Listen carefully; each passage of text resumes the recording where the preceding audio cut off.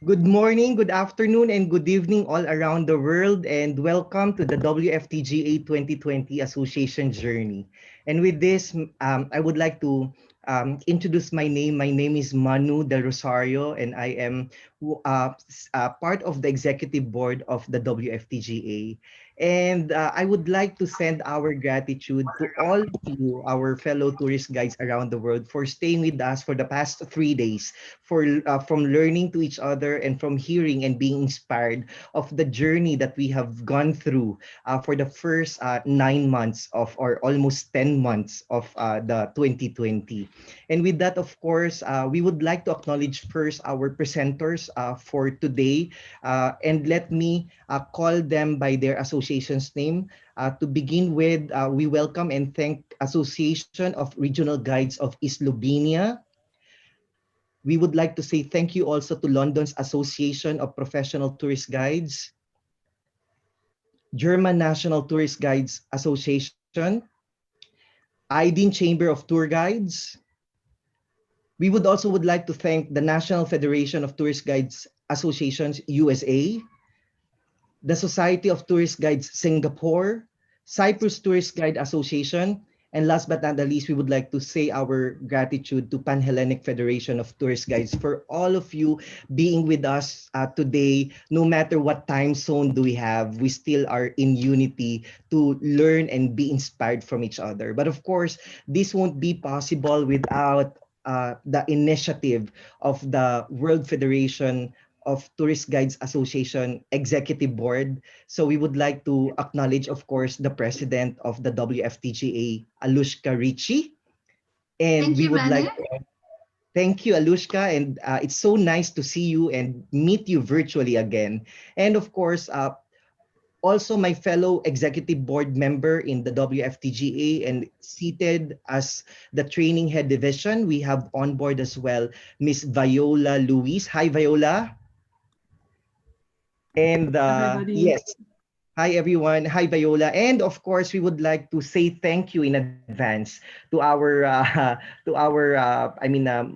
technical team. We have led by Sebastian. So thank you very much. So with that, thank you all with this journey that we are all taking through, that we are all have gone through, and we will all be going through in the next few months. And as we are looking forward on your presentation, we would like to give you some housekeeping.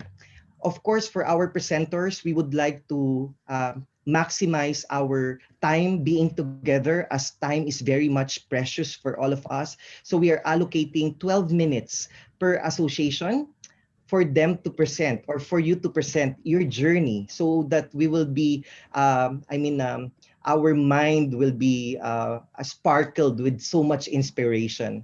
And we encourage interaction from our audience, from our fellow tourist guides, and from our presenters as well. So if of course, for the interaction to start up, you can exchange your questions, your gratitude, and also your appreciation, as well as your inquiry or clarification using our chat box. And with that, we are all recorded and shared on all WFTGA platforms and social media platforms as well. And at the end of the session, we are to take a family photo so that this will last as a memories for all of us. So I hope that you are all okay with this simple and yet very detailed housekeeping for all of us, so that we can be on time, that we can meet also all of you to be accommodated within our journey this 2020.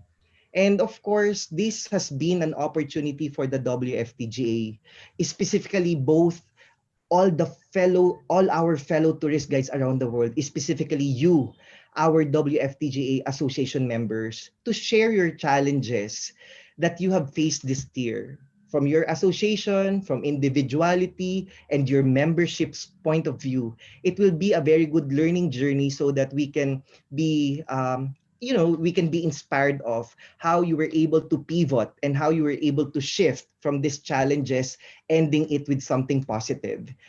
it is our duty as ambassadors, as goodwill ambassadors, to always end our stories with so much positivity.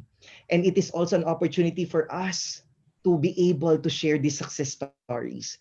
We realize that many of you have embarked on wonderful internal journeys and projects, as we have seen on social media, as we have observed also from the different platforms. And we look forward you to share this with our members and tourist guides across the globe. So this program presents us with the environment to inspire, to learn, of course, to acknowledge and support one another, because that is what being on the WFTGA family is all about. And this is a session for our members as well, about our members' story. And by no means will the focus be on matters related to the WFTGA itself. So this is another exciting third session of this WFTGA 2020 Association's journey.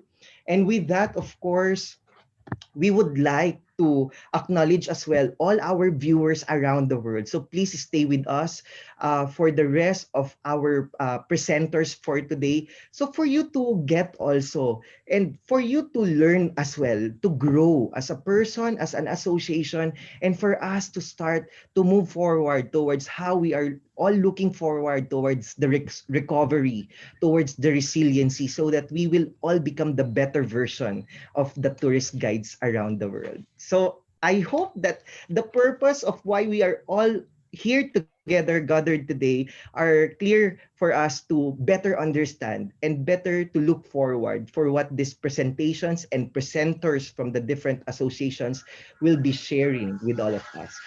It is my honor to present to you as well and to acknowledge again our first presenter for us to move forward officially and formally to the presentation proper.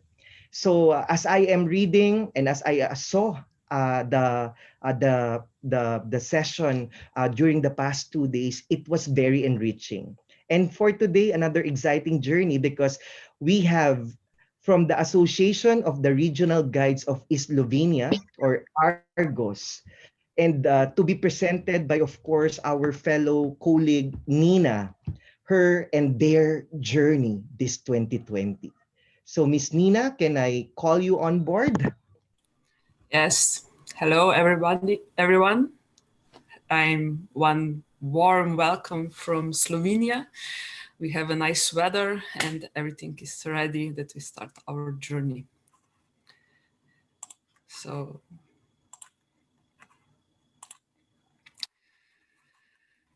how did we cope with the year 2020 in Slovenia? At the beginning, just to explain, we are Association of Regional Tourist Guides of Slovenia, or ARGOS. And as already told, I'm Nina, and our Mateja Krigar-Gliha is the one who helped me, or who prepared the today presentation, which I will be sharing with you. So we started the year quite positive with nice ideas how the 2020 with Nina, one technical thing, can you click on full screen? Thank you, much better. Okay, welcome. So we met in the beginning of the year in Italy at ADA, Alps Danube Adriatic International Tourist Guide meeting. We did some plans how we will do the year that is following. We did some associations general meeting, as usually in this time of year when there is a little bit less of work, or it's not really a high season of tourist guiding in Slovenia. And of course, in February, we had also celebrated the International Day of Tourist Guides.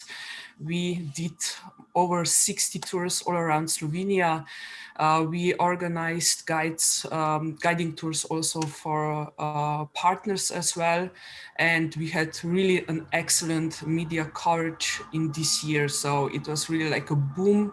And also the Slovenian public or market realized that guiding is or realizing or experiencing seeing the sites with local guides is much more nice as just walking around on your own. So it was really amazing 2 months, and yeah, then it came a Black Friday in Slovenia, March the 13th, when everything closed. So the schools were closed, everything. So the rumors which were before it started to see like serious, and we were all a little bit in really shock situation.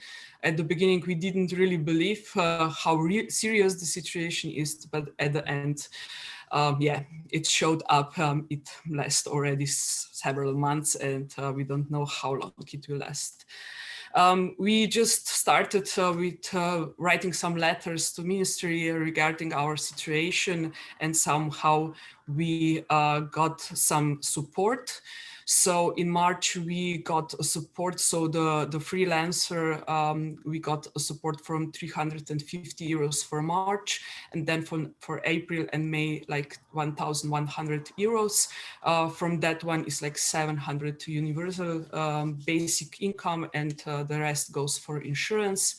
So from my perspective, I lost everything. So I didn't get anything because I started my own company and my own tourist guiding on my own this year. So I decided for tourist guiding as my core business in 2020. So I lost this one because you had to show how much loss you have in comparison to the year 2019.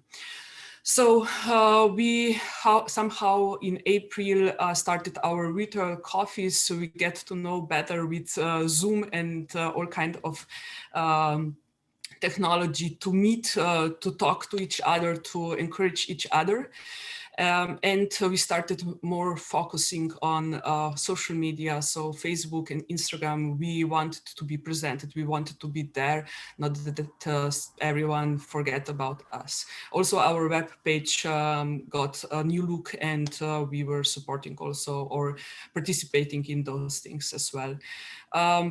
We were like very active, as I said. It was very important from our to keep a good condition as well, a good state of mind, not to give up. In April, it was yes, the first thing what we started already before Easter was that we started to film movies, small videos about Slovenia, telling to the world in different languages. So we had like Monday in English, Tuesday in German, Wednesday in Italian, Thursday in French, and so on. So each day we had another topic, each day another tourist guide represented something special about Slovenia. And this went on till the middle of May. And I would just like to share a small presentation how it looked like. So we put everything on YouTube. So we did our own YouTube channel, and it looked like this. So I believe you have to hear it.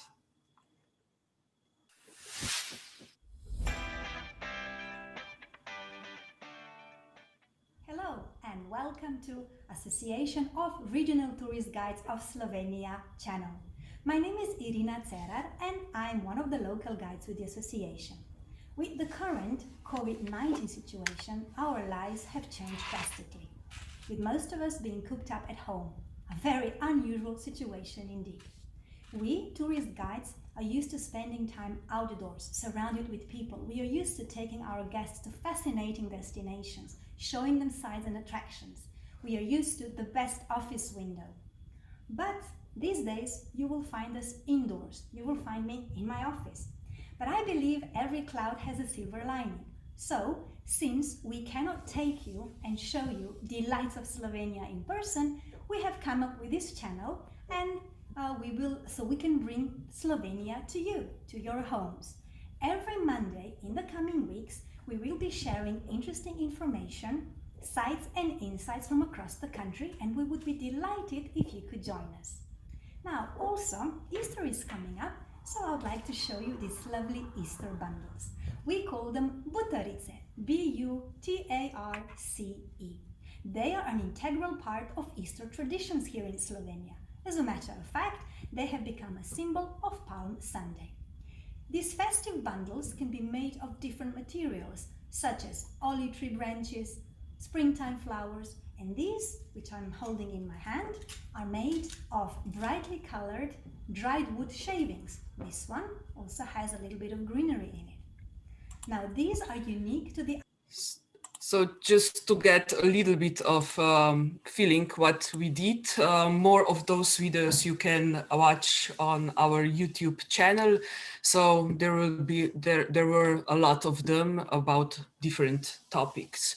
But we move on, yeah, in May our lockdown was to the end. So officially in Slovenia, you were allowed to go out to start doing also some of meetings in person. And we started with our first live coffee after a really, really long time. And we met more or less in Ljubljana because from there, most of the members are coming. We started also the first study tours, and most of the May we were like really walking around, discovering some special places of Slovenia, getting to know places in Slovenia and educating ourselves. What was from my side of view really, really important. We joined also in May to the campaign Moja Slovenia, which is called My Slovenia, presented from or supported from Fil Slovenia or Slovenian Tourist Association and Tourism Association, and they encouraged us also to make some films, some movies, some videos also for their YouTube. So we were all the time somehow present, but in June the financial support was over, so we didn't get any help anymore. We started, but some guided tours organized by ourselves in different parts of Slovenia. We did that with Facebook events, and we also reach a lot of people with local printed media article. And as soon as we started to use this printed media, also more and more people joined us and enjoy the time with us. So we did that for some small money, but at least we did it. We started negotiation with Chamber of Commerce of Slovenia for small entrepreneurs, and we had this regular media coverage about our difficult situation. We were pushing, and in the end, in September, we got some support. That means that the freelance tourist guides can get up to 2,500 euros, and the companies who are hiring tourist guides can get up to 5,000 euros. It goes about some special programs with special experience, and we can offer that for a Slovenian as well as in foreign language. So a lot of us, or some of us were successful in this participation, and we got those one. From my own story goes like this, that I get also support from our tourist information center in my hometown, so I can combine both of them. So me as my company and also with tourist information center. We are still getting... Yeah, last 1 minute. Thank you. Okay. We are also meeting every Tuesday evening, more or less online, educating ourselves, giving some information to others. We are starting to also talk with our authorities about the guide market control, because it's starting to guides that are having no license. So we are also doing this one. And in October and in November, they are saying we will get again some financial support. So this is like the fifth package from our government. And yeah, we are trying to educate ourselves, to do some courses and to stay fit somehow. How it will go on, we're gonna see it, but the journey 2020 was till now quite interesting, not what we expected, but more or less we coped with it with our all strength. Thank you, Nina. That's perfectly on time. And that thank you, because with how you maximize the time that we have allocated for Slovenia, it was basically every month of the journey of the tourist guides from your country or from your region. So thank you, Nina, from our first presenter for today. And we will be meeting you up again as we are encouraging people to send their comments or their questions from our co-presenters as well as from our viewers. So from now, moving on, let us now welcome our presenter, our second presenter of the day. We have from London's Association of the Professional Tourist Guides, or the APTG, to be presented by Glyn Jones.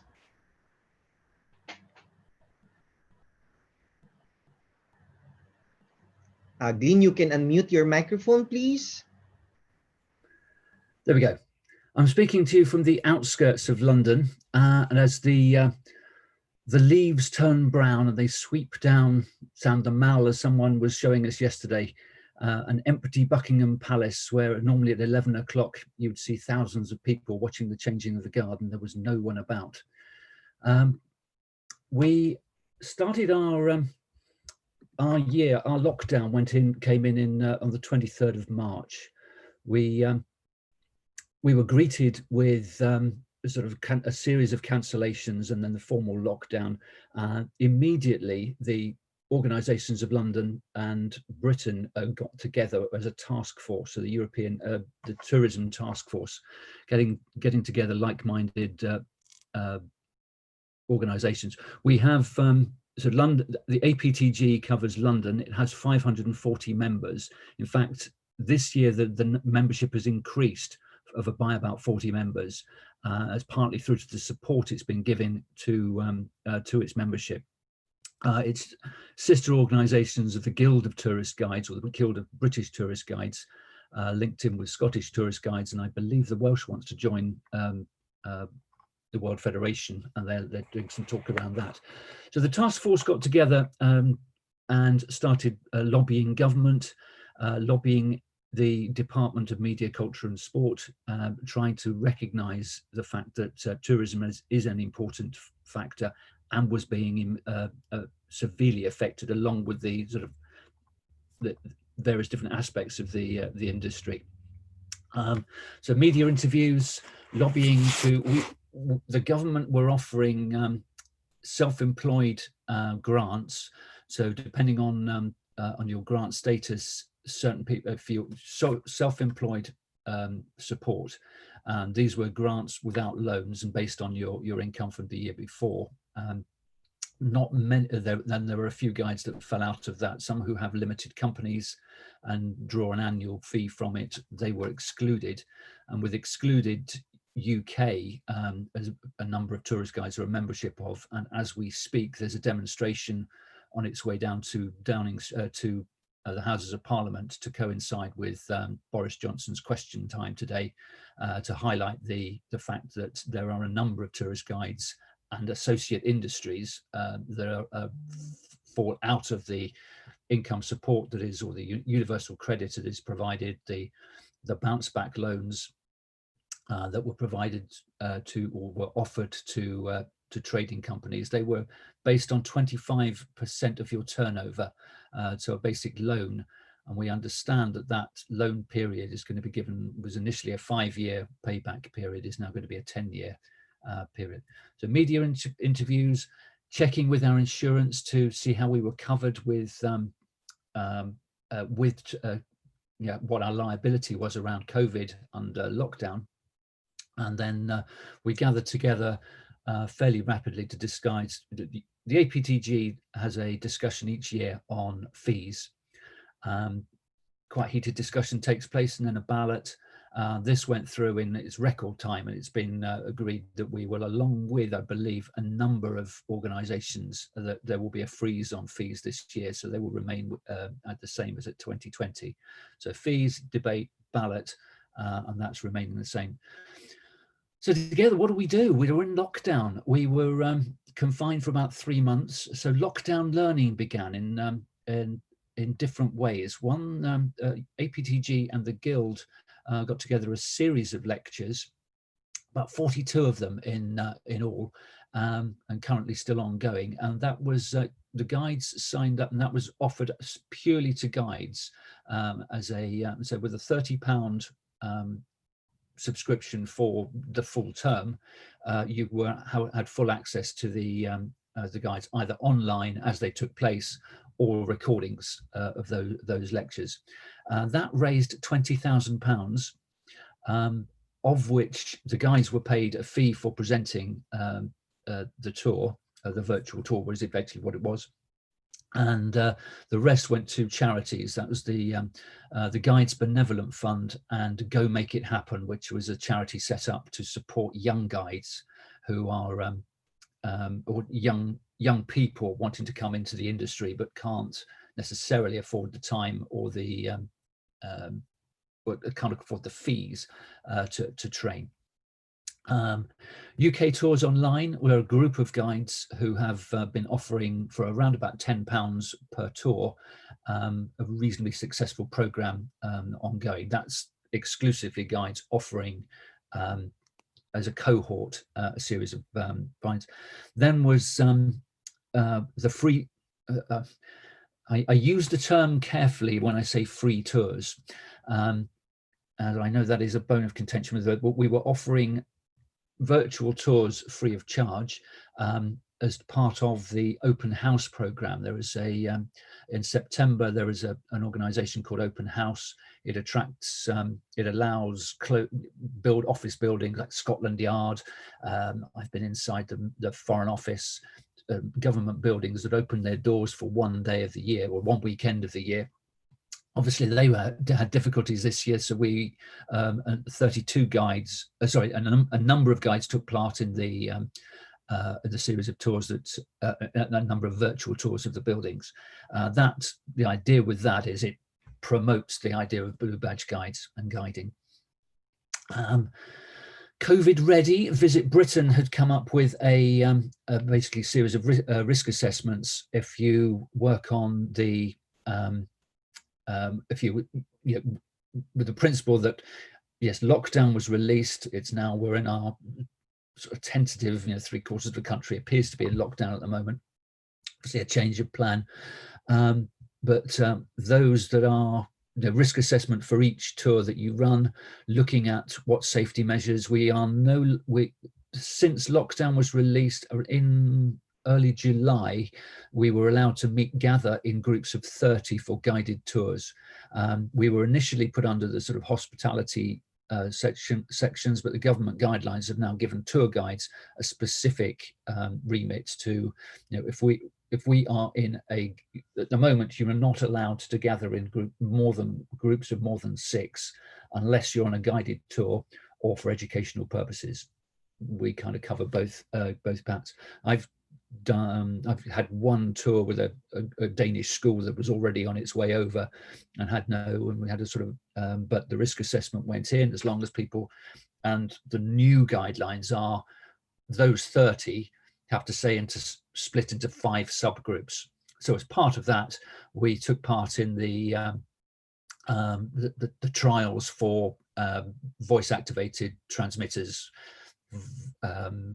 I won't name them all, but we came up with quite a useful, we seem to have had the whisper system, either the box itself or using your headphones plugged into your mobile phone. And if each of the clients had a mobile phone, it goes into their ears and they hear what you say. There are about a dozen companies out there offering services, and I know a number of you have been involved in looking at the feasibility of that. So COVID ready. Important side was welfare, looking after each other.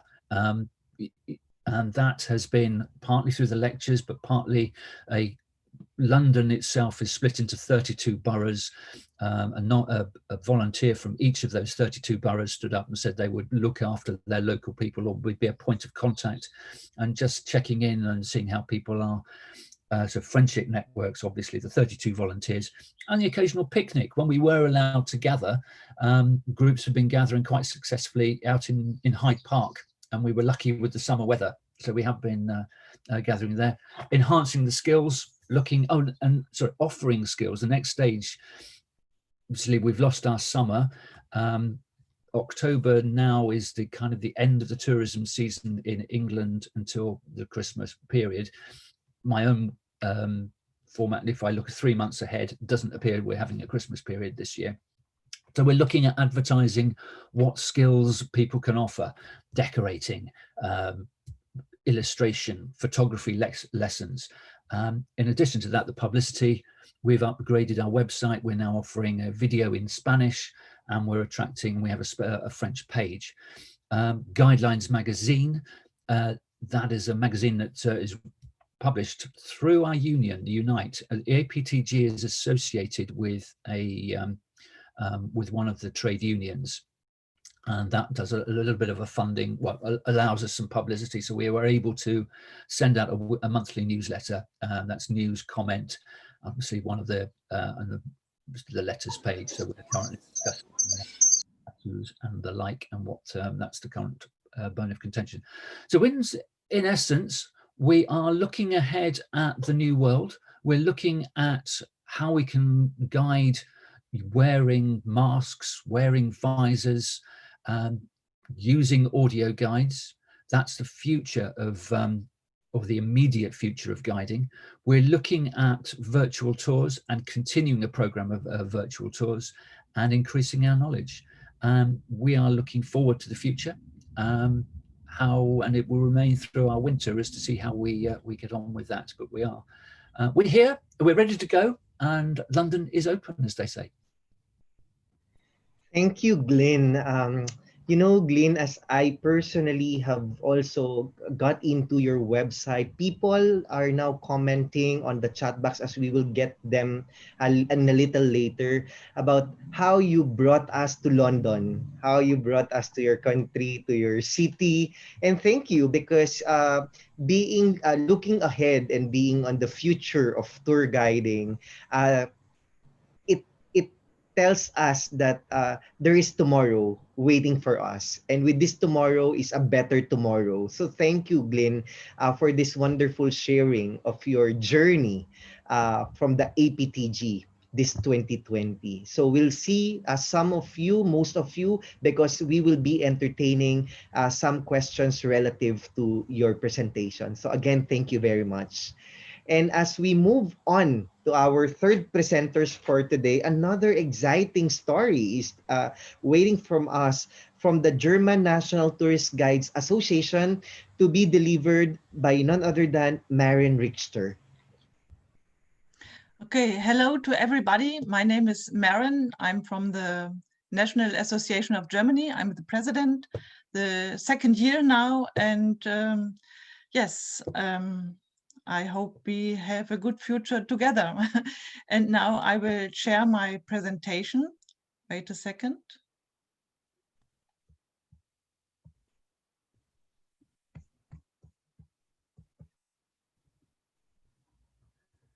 And here.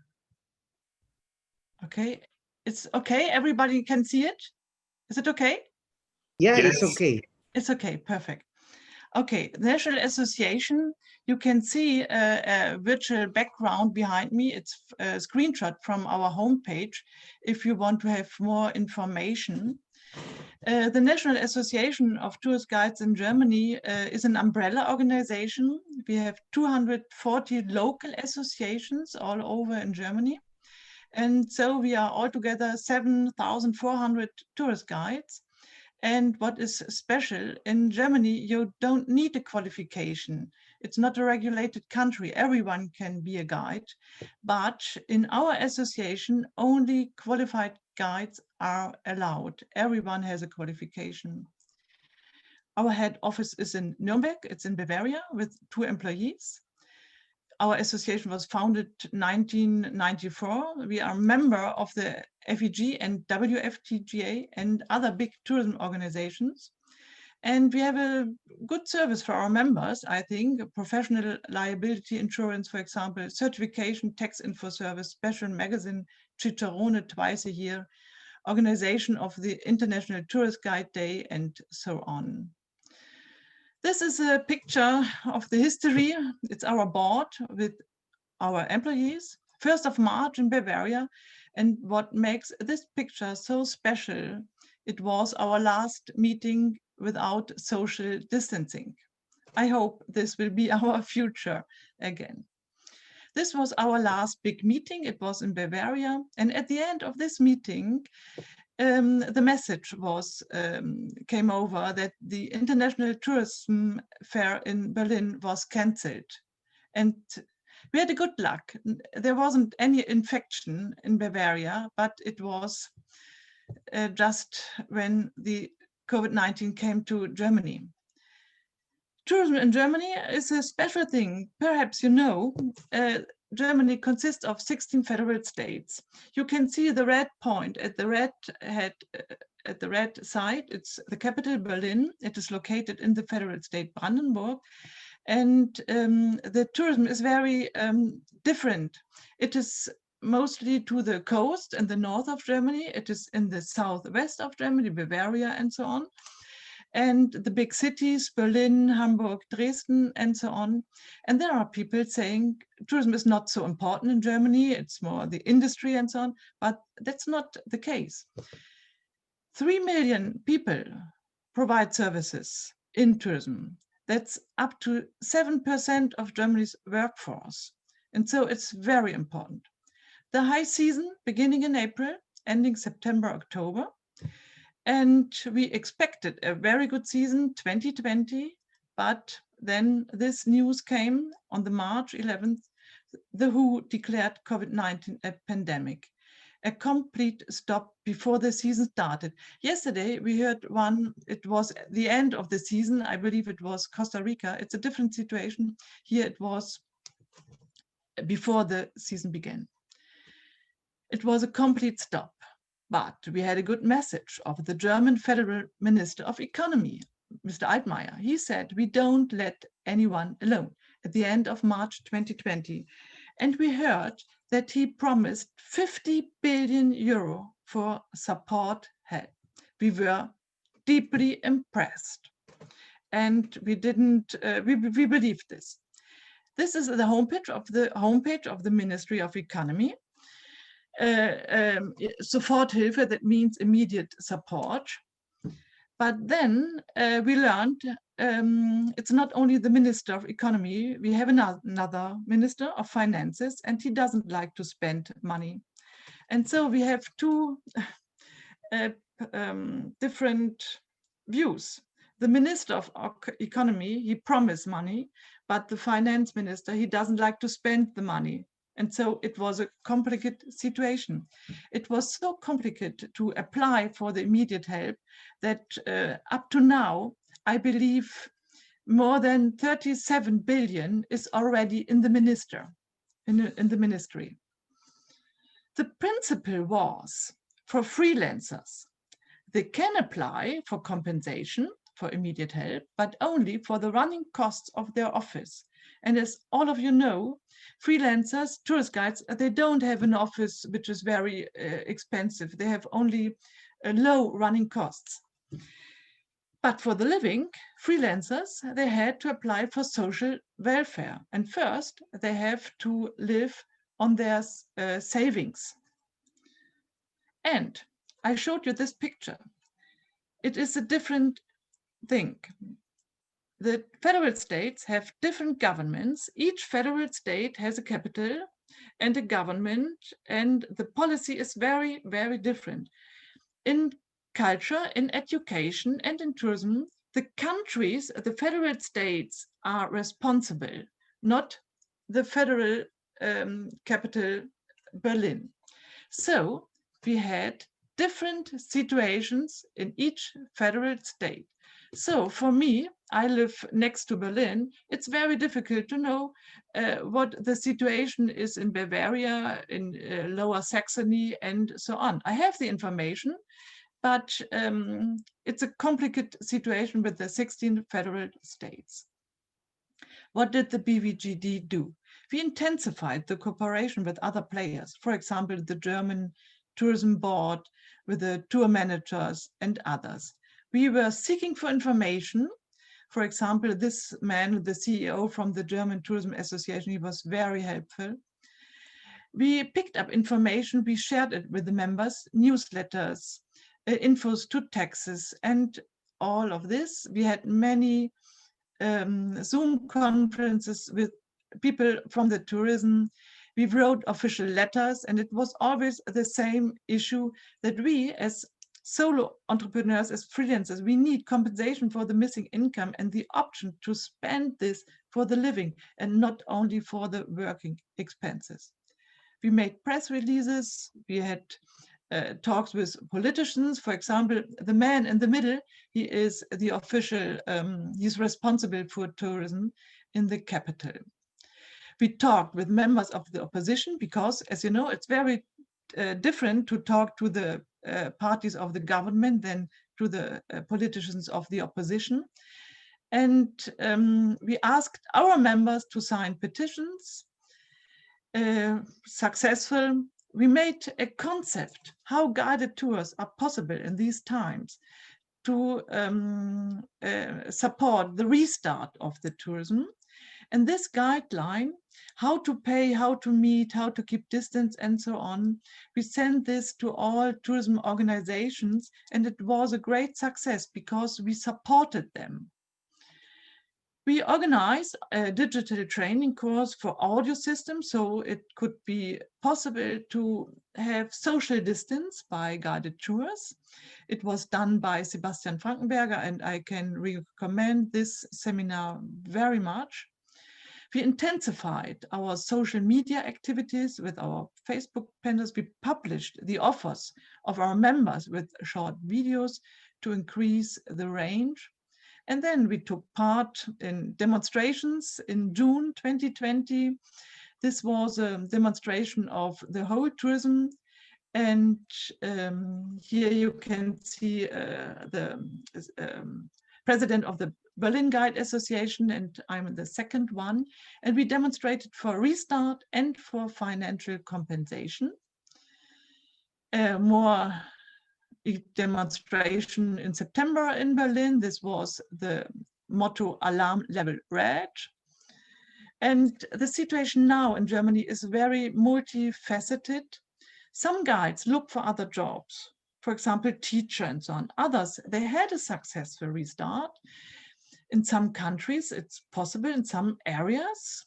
Some prepare the restart, some live on social welfare, others live on their savings, and all together, common is that we hope together for the best in the future. And we have a long way. We continue politics, cooperation, networking, marketing, internal training. And I want to say thank you very all, because already I learned a lot what we can do in the next 6 months. And it was a great pleasure and a great, I enjoyed it very much to take part in this Zoom conference. This is the end. Thank you, Maren. Thank you for sharing your journeys to the rest of the world, and looking forward for more of the interaction from our participants as we embark on our last presenter for the first half of the session. So imagine how the first 3 presented so much inspiration to all of us. And as we welcome our 4th presenter for the day, we would like to welcome on board the IDIN Chamber of Tourist Guides, or of Tour Guides, to be presented by Hakan, Ugur, Kasap. Greetings from Aydın, Turkey to all the colleagues across the world. I now represent ATRO here on behalf of my colleagues from office in Aydın, in Kuşadası. I'd like to say hello to all of you. I'd like to start my presentation by introducing our chamber and our activities that we've been preparing for. What happened now? Can you all see me? Right here. So ATRO is a chamber of tour guides in Aydın and established in 2013 with a total members of 667. And of that figure, we have 560 members who are actively guiding at the fields, and 117 of them are inactive, meaning that they do not do this as their full-time profession. They do this as a side business, and some of them can choose to be active in the following seasons they like to. And out of this figure, we do have 558 members of our chamber who are nationally licensed to guide across the nation in different sites, museums, and so forth. And 119 of ours regionally guide in their designated areas. And we do provide services in 24 different languages, and 237 members of our chamber are female, and 440 of them are male members. This is like a little statistic that I'd like to share with you. So we do actually, our jurisdiction lies in two different regions, as Aydın and Denizli on the western part of the country. And I'd like to emphasize on this fact that out of 13 Turkish tour guides chambers, we are the one and the only independent member of WFTGA. We became a member as an independent member just very recently in February this year. So on the map, this is our location on the western part of the country. As you can see here with my cursor, Aydın and Denizli. This is where we actually serve to our members. And we are on the western part, right on the coast of the Aegean Sea in Turkey. And nearby sites that we do guide, most of our members guide in this beautiful world, known archaeological and natural sites that some of you may know them really well as the most beautiful ancient city, best preserved Greco-Roman ancient city of Ephesus, with this theater and the Temple of Hadrian. And nearby we do have this natural springs, hot springs of Pamukkale. And nearby we do have the Temple of Apollo in this site of Didyma. And Aphrodisias is another beautiful archaeological site. This is the Tetrapylon and Pamukkale site. So in our region, we do actually conduct tours with our regional guides and local national guides in this area where our chamber associates with.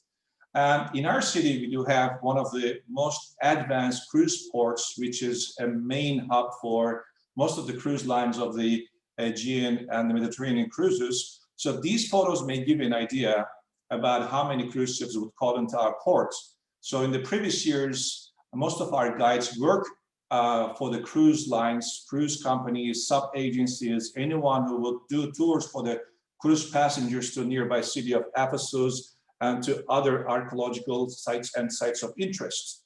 So in the previous years, just to give you a figure, for instance, because we did have, as you may know, some issues 2016, by 2015, we had as many as 600 cruise ships call into our port, where 700,000-800,000 cruise passengers call into our town, and we took them out into the ancient city of Ephesus. So besides this particular information on the site, I'd like to tell you all about our activities. We take the 21st of February International Tour Guides Day into a very big pride, and we do have serious organizations. We actually have that as a one-week organization. In this day, we have organized 5 seminars, 1 panel, and of course, our gala dinner with 230 members joined us for that. And within this particular time frame, before the pandemic began, we had 28 inspections. I'm going to detail that to you in a little while.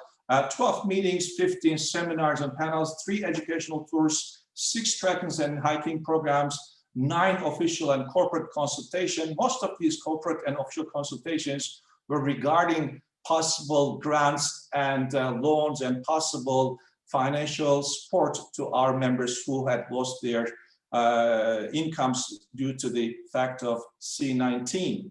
So during the pandemic period, since we could not reach out to our individual members, we did organize 11 live broadcastings where our members could be, reach out and have their educations completed.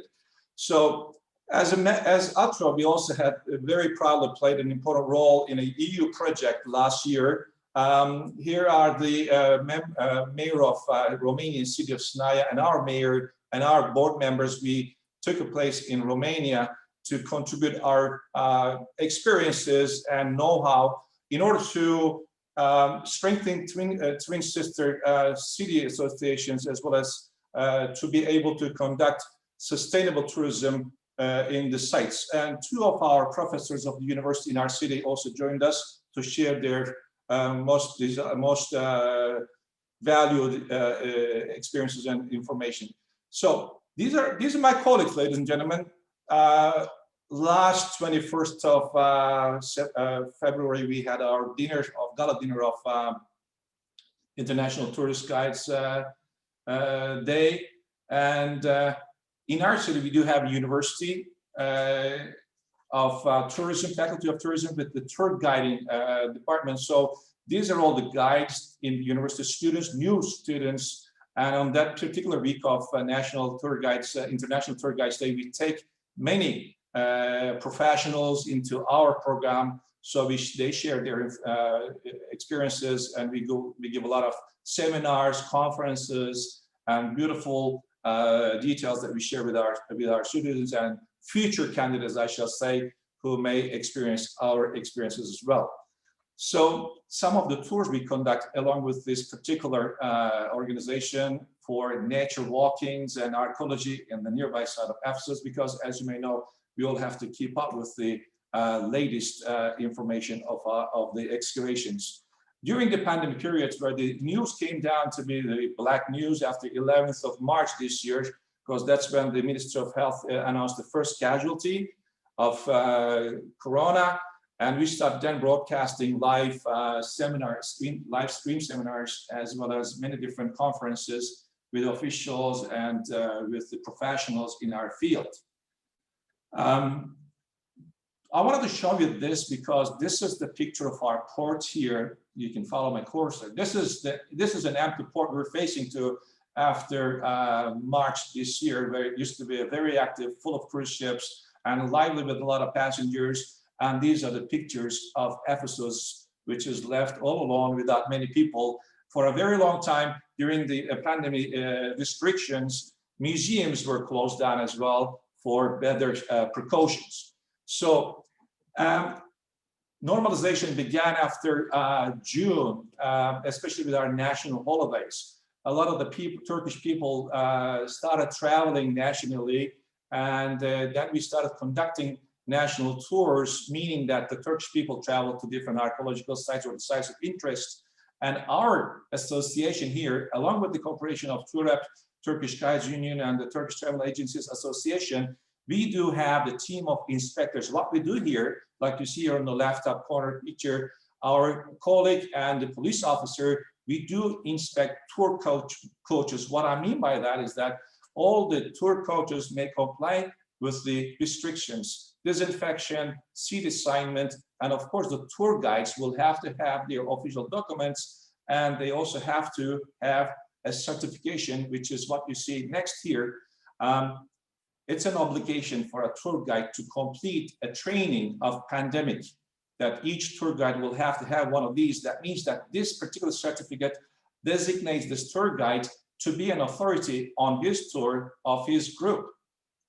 Any symptoms may occur, tour guide is the authority to reach out to the designated health center for any means of medical action to take place. So this is a certificate that each tour guide should obtain before they actually go on a tour. And our president, Mr. Ozan Sayın, actually I'm sitting on his seat now, the gentleman on the left side, and the president of our Union of Tour Guides visited the Minister of Tourism, Culture and Tourism, Mr. Ersoy, in his office to talk about the condition of tourism through pandemic period, as well as the position of tour guides, where most of our members became unemployed, unfortunately, as we are all self-employed. So these talks were to see what sort of precautions and restrictions we would have to follow in order to take care of tourism, if possible, as well as to be able to provide a grant for tour guides who are totally unemployed.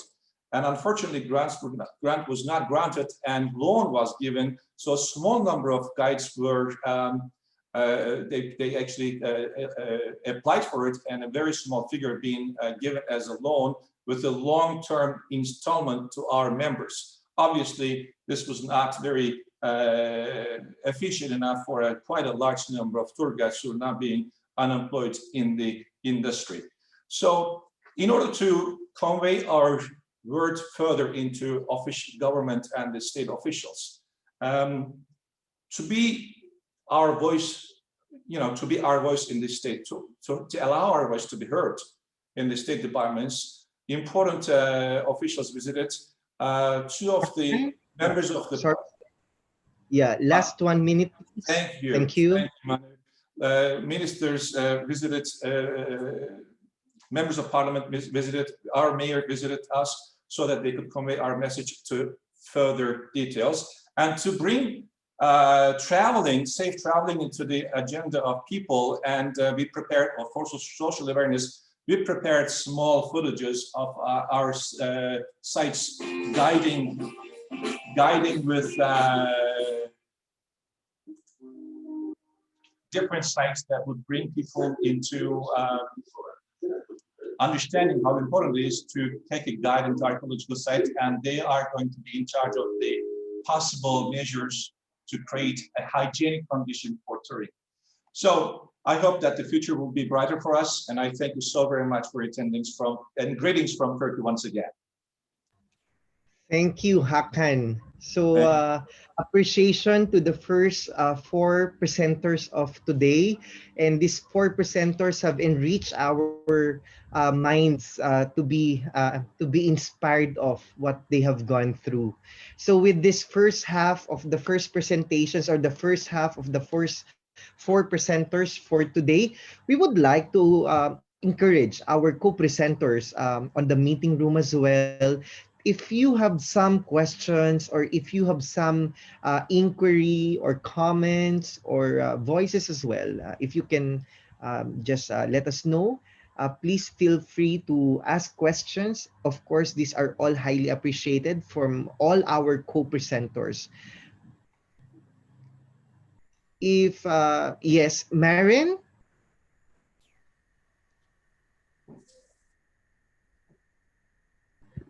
If Maren, yes. Yeah, I have a question to Hakan. Please. You talked about the certificate with the new rules and so on, and I'm astonished to hear this, because in Germany we change our rules. The rules now are not the same as 2 months ago, or maybe in 6 weeks there will be different rules. We don't have the same rules, and so for us it would be difficult to establish a certificate. Yes, this is exactly, you're right, because every single day we wake up to something very new that we don't know. Every single day is a new life for us. But to be able to stabilize the foundation of hygiene conditions on tours, so for example, designated areas for hand sanitations or for masks and so on and so forth, or to be able to know what sort of measures to take in the case of emergencies, these kind of educations that had to be given to tour guides. But as you said, yes, what we know today can be totally different to what's going to be told tomorrow. So we cannot really follow all those strict restrictions and regulations, that they're subject to changes every single day, every single hour. But to be able to follow at least the basic needs of hygiene and other means of conditions, this is a certificate that needs to come along with. So sanitation and all those kind of things could be followed up by the tour guides. That's the reason we give this particular certificate. Thank you for that, Hakan. And that actually leads me to a question which has come through generally on the chat session. And this is a question perhaps put to more than one presenter. I'm going to actually structure it in 3 different questions.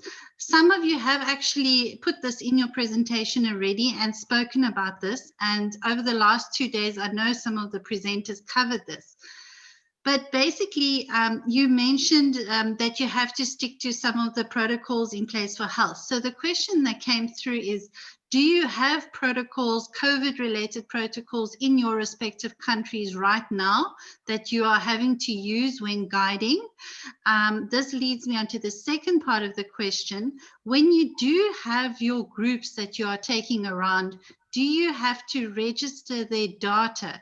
So do you have to capture their data for potential use by a government to track an infection or a testing positive person? And then thirdly, linked to this, have you lost any guides due to COVID? Have any of your guides passed away due to this? So this question can be presented to a couple of you. So just in essence of time, let's have 3 of you respond to this. If I could just have an indication of names of your hands, then we can get you. So Glyn would like to respond. So Glyn, would you like to go first?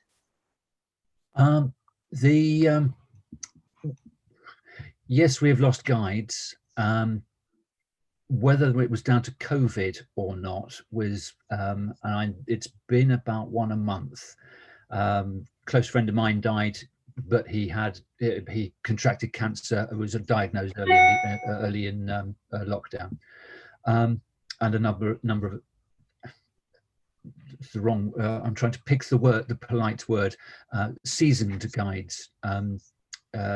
Who were pinnacles of the sort of foundation, had been in the guiding profession for a number of years, have passed on in the last few months. Next question. The COVID ready, we were asked to provide basically a risk assessment in the last, and the track and trace was, as it's called, was dedicated to obtaining 1 contact detail, so a group leader who could then cascade to other members should members of his or her group. That said, in the last week, we have been offered the facility of a QR code so that we register our business and everyone checks in on the mobile phone. I've yet to use it. If we could, a whole different session on audio guides to talk about, and it links in with those. And basically, it's another piece of technology to go wrong, in my view, personal view. I used Live Guide. There was quite a significant outlay rather. So it cost. I needed to get a portable Wi-Fi, a portable router, and sign up with the company. Vox is provided, seems to be very well thought of, but it comes at a price. And I basically my personal experience with Live Guide was I ended up sacking it. I'd had face mask, I had visor, I had everything. I couldn't guide properly with a you need to see my lips. With the guiding, so I worked with visor, and that worked really well. Where we got a couple of strange looks off of the police, but nobody actually challenged us. So I know a number of people have been challenged. We can meet for a guided tour and educational purposes. Yes. Okay. Yes. So I think you've touched on the technology aspect, which is a completely separate session. So let's not digress too much from the purpose of this session. So thank you for that, Glyn. So we have from Slovenia, and then we'll go to Turkey. Just if you two could just do your final comments on those 3 questions that I posed, and then we can move on with the session. So the situation with protocol and how can we guide tourists is in Slovenia quite not to understand. So we are getting information how to do it every day. So every day we have to be prepared for some new recommendation or regulations. I have to admit that we do not cope with like really a lot of guests who are attending our tours. So we are talking about small groups, like 4 or 5, if at all. And there is like a recommendation of social distancing 1.5 to 2 meters, and more or less we are trying to be outside. So outside the regulations are maybe a little bit less strength. On the other side, I have to admit the only German-speaking guides had opportunity now in last month to do some guides also on a bus with the German tourists. So I had this opportunity to have like 3 groups in September. And there is also a regulation from Germany also. So what also the agency says, because we are guiding in German bus. So we have to respect both sides. If I just answer the last question about losing our guides, literally, I don't know anyone who died from COVID, but I can explain you or share with you that a lot of guides found another job, stopped guiding, and theoretically they are lost. So we have to know, even though that we are fighting, we are doing a lot of promotion and trying to stay alive in all sides, we have loss of 90 and some of our colleagues to 100 of income this year. So we cannot talk about really living on the big food. So this is what I wanted to share also with you. Okay, thank you. And I think the loss of guides to our sector as well is something that's been highlighted over the 3 days. So thanks for mentioning that as well. Hakan, just lastly from you, last thoughts before we move on. Unfortunately, 4 of our colleagues lost their lives during this period due to COVID-19. May they rest in peace. And the protocol that we follow applies to both transportation company and the tour guides. Will have to have a specific air conditioning filter system that does not circulate the air that the travelers travel in the coach while they're in the coach. So that's HEPA system that they call it, which actually has a very specific filtering system. Every second seat to be occupied, so the number of guests traveling in the coach is reduced by the seat capacity of a coach. So these are the precautions, as well as social distancing at the site while we do the tour. So we do use the Vox system, and nowadays they're trying to operate with the new system on smartphones that each individual can download the system, and they can use their smartphone without touching any other device or any other earphones. When it comes to the, I'd just like to make a statement about another issue about the health certification that our guides will have to carry. Every single updated news that we have from Ministry of Health and from Ministry of Tourism and Culture, this particular regulations will have to be updated as well. And one other thing, as a protocol, Ministry of Health has an application that you can download to your smartphone. And each individual, when they travel, nowadays we'll have to do it going into every single state department as well. HE has the QR code that we have to have that helps every individual to track their travels during the day or during their journeys. And that can help to affiliation if any emergency cases occur. So this is, unfortunately, some may disagree with that, as it could be some kind of a violation of human rights that we shall not be enjoyed being tracked. But unfortunately, this is how to follow up the particular potential of viruses not to travel into health areas. So this is it. Thank you very much.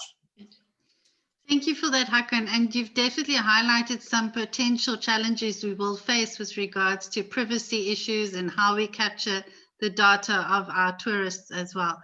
And from our side, sorry for the loss to hear of the loss of your guides in Turkey. I'm sure we will get some more information on that. So before we carry on with this session, we have a poll to put across. So panelists, you won't be able to participate in the poll as far as I'm aware, but those who are watching externally, the poll has now popped onto your screen. Sebastian, would you like to talk us through this? Yeah, these are two questions. The first one is it already allowed to guide in your area? You just can click on 4 different answers. No, it is forbidden. Yes, with small limitation, mouse nose protection.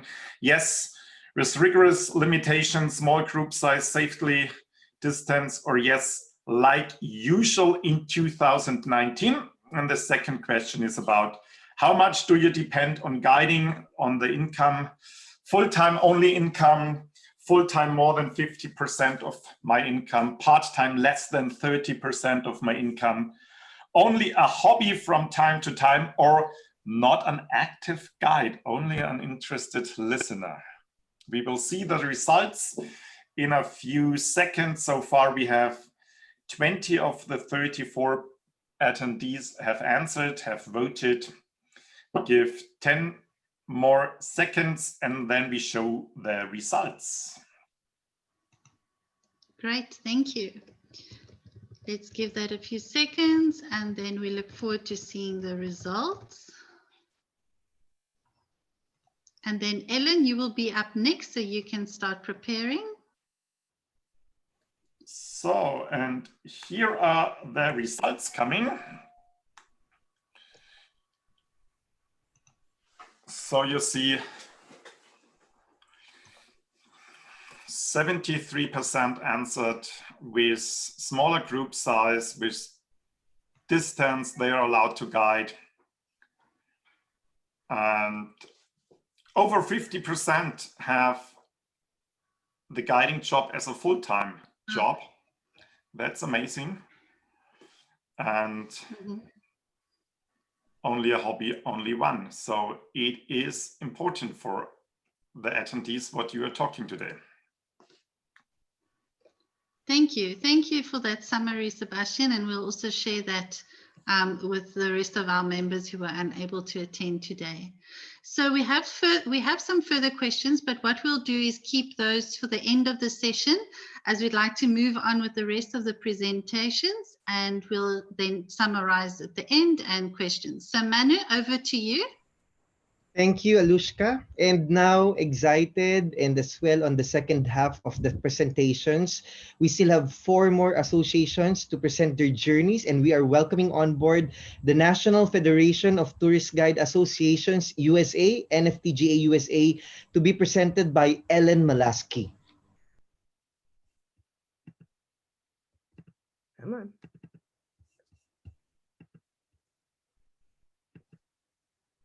Okay, I hope everybody can see that. Well, good morning.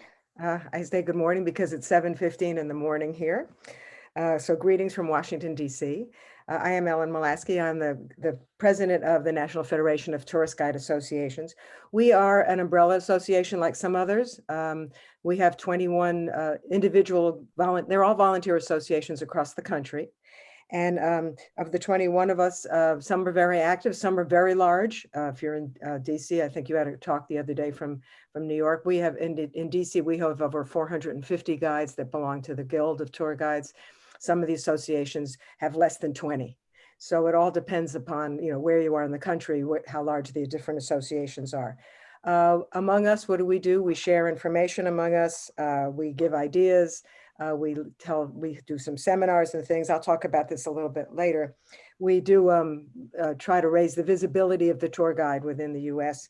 And we do offer liability insurance to our members members of our member associations. So a little bit about us, because the United States, similar to Germany, I think a little bit it's not regulated at all within the US. There is no federal or no national Department of Tourism or Department of Culture. It's all done by local areas, by the local states. There are 4 places in the country where it is somewhat regulated: the District of Columbia, Charleston, South Carolina, New Orleans, and New York City. Up until about 8 or 9 years ago, give a little history, up until about 8 or 9 years ago, in those 4 cities, you took a test to become a guide.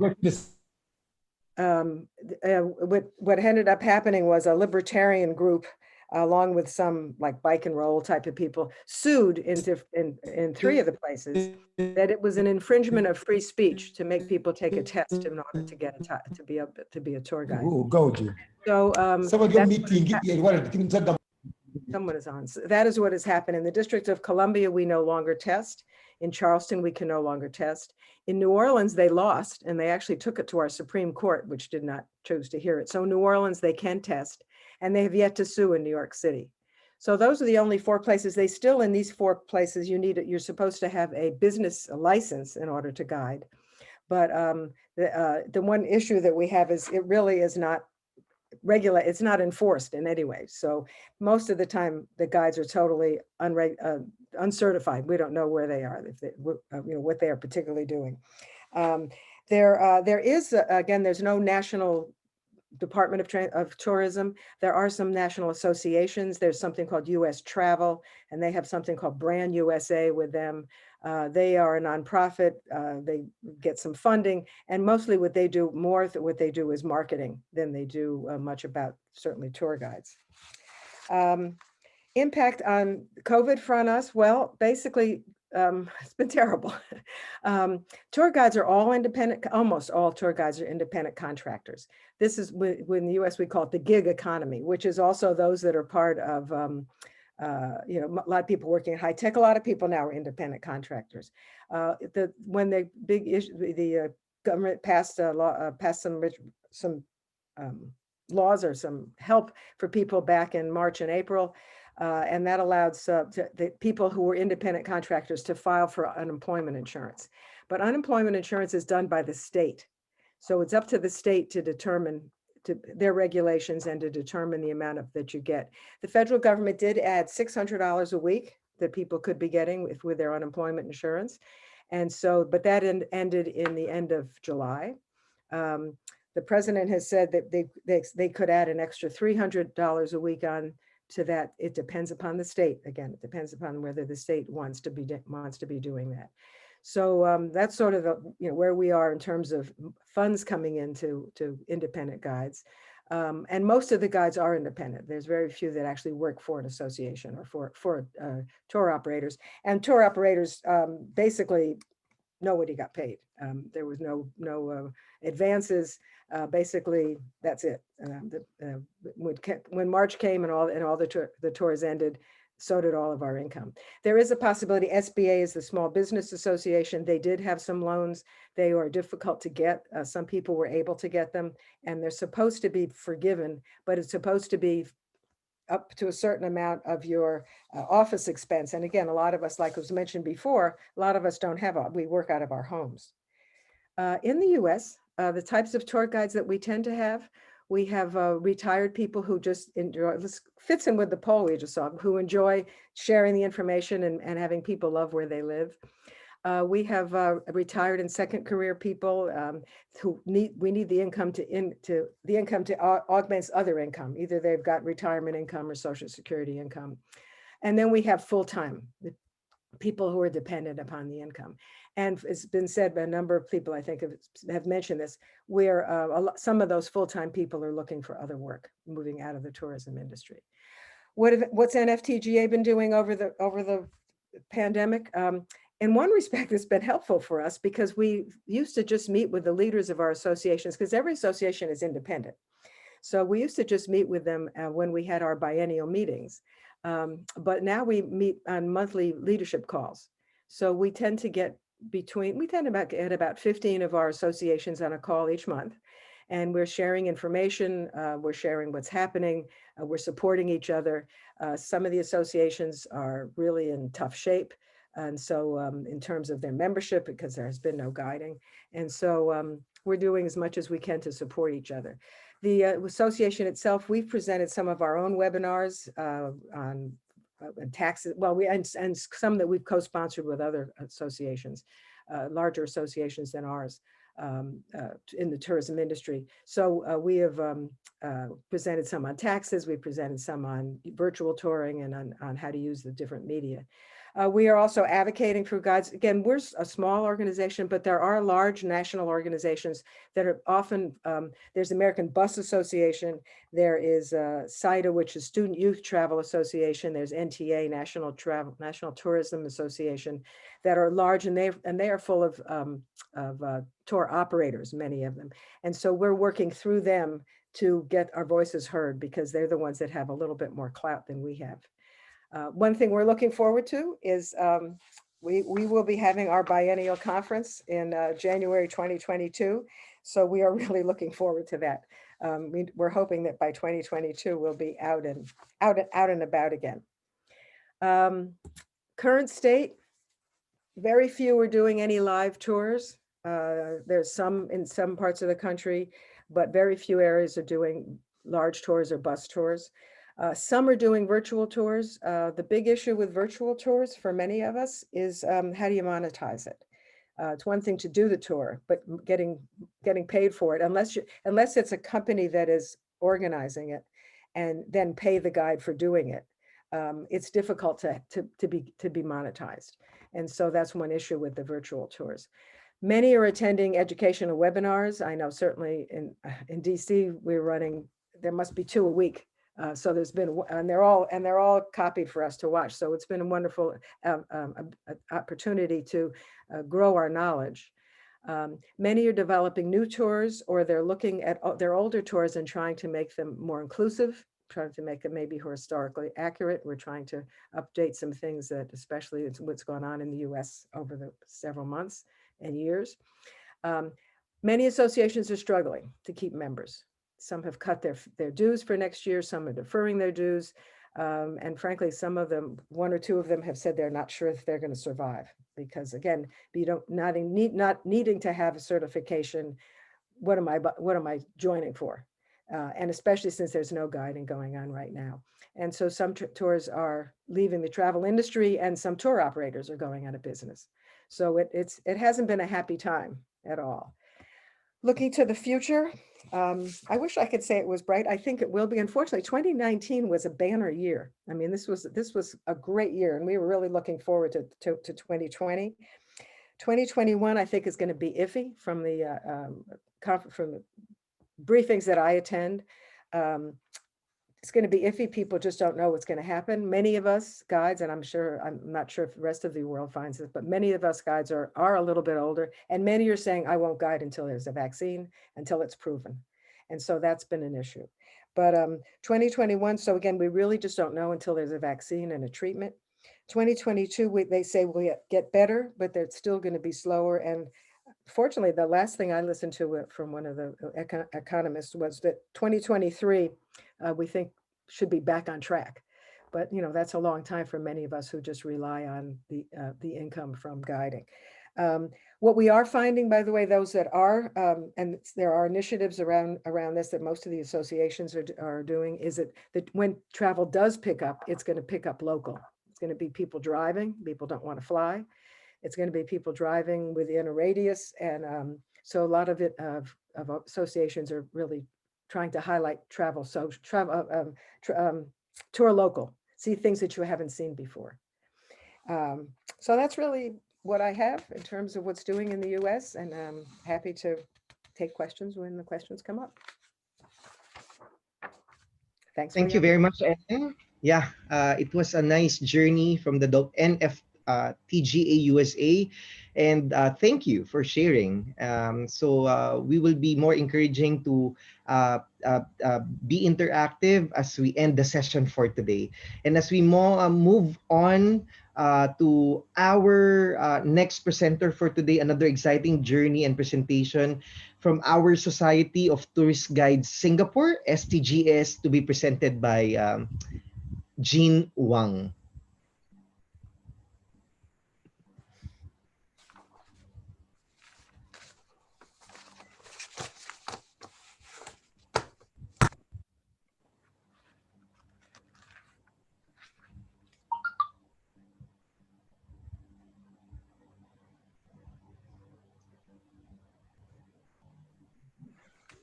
Good evening. Can you see the screen now? Yes, Jean. Yeah. Okay. Good evening or good morning to all of you from so many different countries.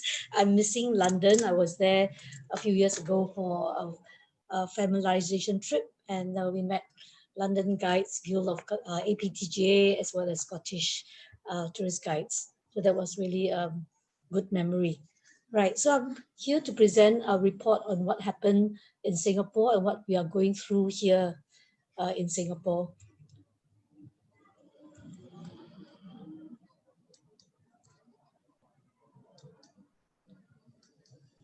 So this year, we had news that the virus was out and a lot of travelers came to Singapore from China. And right away, we had a multi-ministry task force set up. And this was a very anxious time because this time of the year was the Chinese New Year holidays, and a lot of the Chinese-speaking guides depend on tourism. And the Chinese-speaking market is the top travel market in Singapore. So that really affected the Singapore tourism right away. And on the 23rd of January, one of the visitors was reported to have the coronavirus at that time. And then about a week later, on February 4th, we heard about a case at a Chinese health product shop. And one of the guides, Chinese-speaking guides, was affected. Thankfully, the guide recovered from the disease, but everybody was in shock. And then the guides realized that we were all at risk with infection from overseas visitors. And because we already had the case from January 23rd, and with the publicity, we received cancellations for English-speaking guides and other European guides from all over the world. We started receiving a cancellation, and when we had confirmed groups and we thought, oh, next week we're going to get a group, we didn't. So we lost all our tourism from February. And then we had the MOH is the Ministry of Health. So the level of danger went from yellow to orange, which meant that a lot of activities could not happen. They encouraged us to already start working from home and isolating from each other. And then on March the 10th, no more cruise ships were allowed to come in after the different incidents in Japan and other places, right? So we also lost our cruise ship season because many of the European-speaking guides, English-speaking guides depended on cruise ships. And on March 23rd, the government announced that no short-term visitors are allowed to enter or transit to Singapore. So that really put a stop to Singapore. Singapore is an island, and so no one could come by ship, by air, and by sea. So actually, I had a group that went on the Costa Fortuna. They started in February, so I was happy to have a group go on. I was looking forward to continuing the tour with them, but no. When they came back on the 10th of March, I couldn't even see them because my assignments were canceled and they were just bundled. You can see that they were taken to the airport right away. A couple of them, some of them had to stay in a hotel for 2 days, but they were isolated from everybody else before they went back to their home. And as far as we know that even on 2nd of September, the Singapore has not given permission for all cruise vessels to come into Singapore. And 2 of our cruise ships actually are used as dormitory for those recovering from COVID-19. So how has the government helped us? Well, I think in Singapore, I feel very fortunate that there's been a lot of support for the guides. So I'm going to explain some of the support for guides and training allowances that we receive, and how some of the guides are able to cope with some jobs, even though it's not paying like a guide fee, but they have some regular jobs since April. So in January, we already knew about the coronavirus. At that time, it wasn't COVID-19, and yet we went ahead to prepare for the International Tourist Guide Day event. We worked with Tourism Board, and you can see that this newspaper article, I was interviewed when during the day that I was conducting the tours for the International Tourist Guide Day, and of course, more news went to the $1,000 that we're going to receive from the government to the tourist guide. You can see that all the guides are not wearing masks that day. In fact, we didn't realize that we had to wear masks, so we were quite happy not to wear masks, although we kept distance of more than 1 meter from each other. Okay, so during the event, the Tourism Board announced that we would get $1,000 over 3 months, and we are eligible because we are tourist guides. So we were like, this was the immediate lifeline for us. And then they also encourage us for training, and for some of us who had to renew our license for this year, they waived the licensing fee, the license renewal fee. Here you can see that the Singapore Tourism Board on their Facebook, they featured our event, and you can see that the gentleman in the gray shirt, he's the chief executive of the Singapore Tourism Board. He graced the event. He went on our guided tour, as well as made the announcement about what we're going to receive in terms of support. And it was also very touching that some of the staff of the Singapore Tourism Board, they hand wrote the postcards that went into a little care package, which included masks, sanitizer, even vitamin C tablets. So this was handwritten. Everyone received a handwritten thank you card from the Singapore Tourism Board. So that was to be really touching. And they have been with us since then, right? So we had different schemes. We had the budget 2020, and the government at different times announced different schemes. But I mean, just to summarize, is that they help people who are in the self-employed group. So SEP, and we like our acronym. So there's also the SIRS, which is so their eligibility would be depending on how we declare our income. If we receive employment income, then we are not considered to be self-employed. And if you are tourist guides, we have to prove that we receive income. We have to show receipts from our customers. And so there's this criteria about whether we own property and all that. But so some of the guides are still receiving this assistance, a quarterly payout of 3,000 in May, July, and October. We had a special workfare payment, but that has changed already to just the SEP.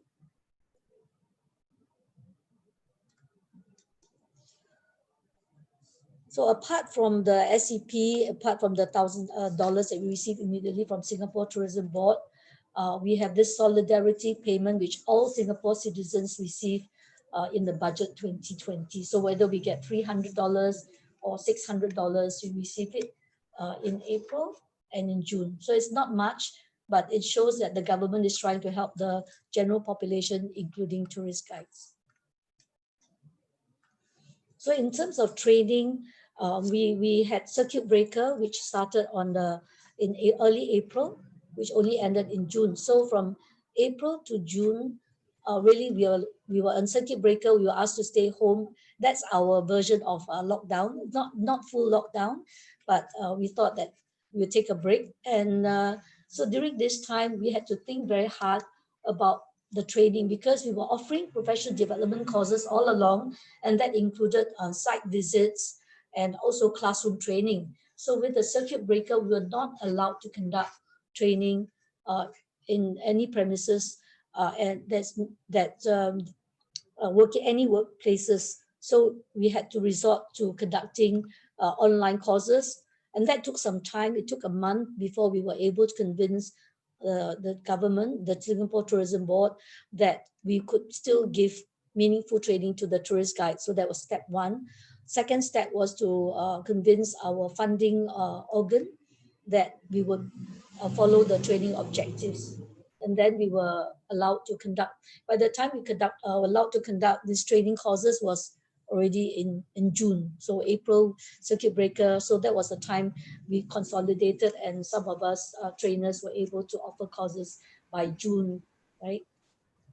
So we have what we call subsidized rates where the guides only pay about either 10% or 20%, depending on whether they are Singaporeans and permanent residents and the age group. So we have, that's one scheme that we had all along. But in addition to this subsidized training, the guides then could also register as self-employed personnel to claim training allowances paid by the hour. So this really helped some of the guides. Many of the guides since then have been chasing courses all over. So since June, they have been chasing courses all over Singapore, health courses, diploma in retail and other tourism related, and some of them going for security guard training. So this is something that they have been doing instead of like chasing for jobs. Of course, talking about jobs, we were very happy that the Singapore Tourism Board looked to the society to offer the guides jobs as safe distancing ambassadors, or SDA. And this is a picture that of one of our guides in a black mask. And he says that before circuit breaker ended, it took about 2 hours to go around the route. And now it takes more than that, 3.5 hours. So a lot of walking, more than 20,000, 30,000. Yes. Yeah, sorry, Jean, last 1 minute, please. Okay, sure. Okay, so we still have ongoing some of the safe distancing ambassadors. Okay, so in terms of Singapore, I think you can see that we have good support. All this has resulted in strengthening STGS because the guides can see that we are working hand in hand with the government to help the tourist guides in a real and meaningful way. So going forward, the government has announced various schemes. We can start to do tours, no more than 10, and we have no mixing between the groups of 5. And then the new scheme that's been announced, that they're going to offer vouchers worth $100 for Singaporeans, for adult Singaporeans to take part in tours, staycation, or whatever. So we guys are hoping that they will choose tours, but we know that they'll go for tangible things like visits to attractions, the zoo, and other things. So anyway, we're preparing for the future, and we need to help ourselves to make ourselves visible. So we have to work hard from now on. So stay safe, everyone. Thank you. Thank you very much from the STGS, Jean Wang. It was nice to hear your inspirational journey. And now to move on to our third presenter for today, we would like to welcome on board the Cyprus Tourist Guide Association to be presented by Lelia Mylona. Good afternoon, everyone. Greetings from Cyprus. My name is Lelia Mylona, and I am the president of the Cyprus Tourist Guides Association. First of all, I would like to thank the World Federation of Tourist Guide Associations for organizing this very useful meeting, giving us the opportunity to share our experiences. Can I see the next slide, please?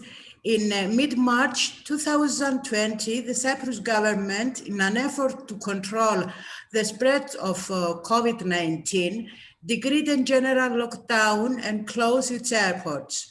Since then, the Cyprus guides have not worked at all. During the lockdown, the association kept contact with all its members so as to keep the morale high, to exchange ideas and keep them informed on upcoming World Federation training courses. In collaboration with the training committee of the World Federation and the Cyprus International Training Center, We are getting ready for the World Federation training course, Train the Trainer, and International Train the Trainer course for the next year. We will be happy to have you here and share educational and cheerful experiences with you. Next slide, please. In mid-May, the lockdown was lifted, and a month later, the airports opened again. The hotels reopened in June, July, and had 70% occupancy. 90% for their clientele were locals. In 2019, Cyprus welcomed 4 million visitors, but unfortunately this year only 10 to 15% of last year's arrivals are expected. The tourists that came were individuals and they didn't book any organized tours. The Deputy Ministry of Tourism has postponed all city walks, which used to be free for all visitors. On the other hand, the number of Cypriots traveling abroad for their holidays this summer was drastically low, and they mainly traveled to Greece. Everything is changing in an unpredictable way, so we must be open to new, different ways of working, guiding, being flexible, and adapting to the new realities. Next slide, please. In response to the new circumstances, our association asked the government to support the guides financially. Our efforts resulted in special financial allowances for the workers in the tourism industry. Since March and until October, Cyprus guides who meet the criteria set by the government and after filing the required applications receive a monthly allowance that varies from 300 to maximum 900 euros, depending on their contributions to the social insurance fund. Tourist bus drivers, hotel employees, and travel agencies employees receive 60% of their salary. Next slide, please. Cyprus has managed to successfully control the spread of the virus so far. Since March, when the first cases were detected, we have had around 1,700 cases. During September, we had less than 10 cases per day.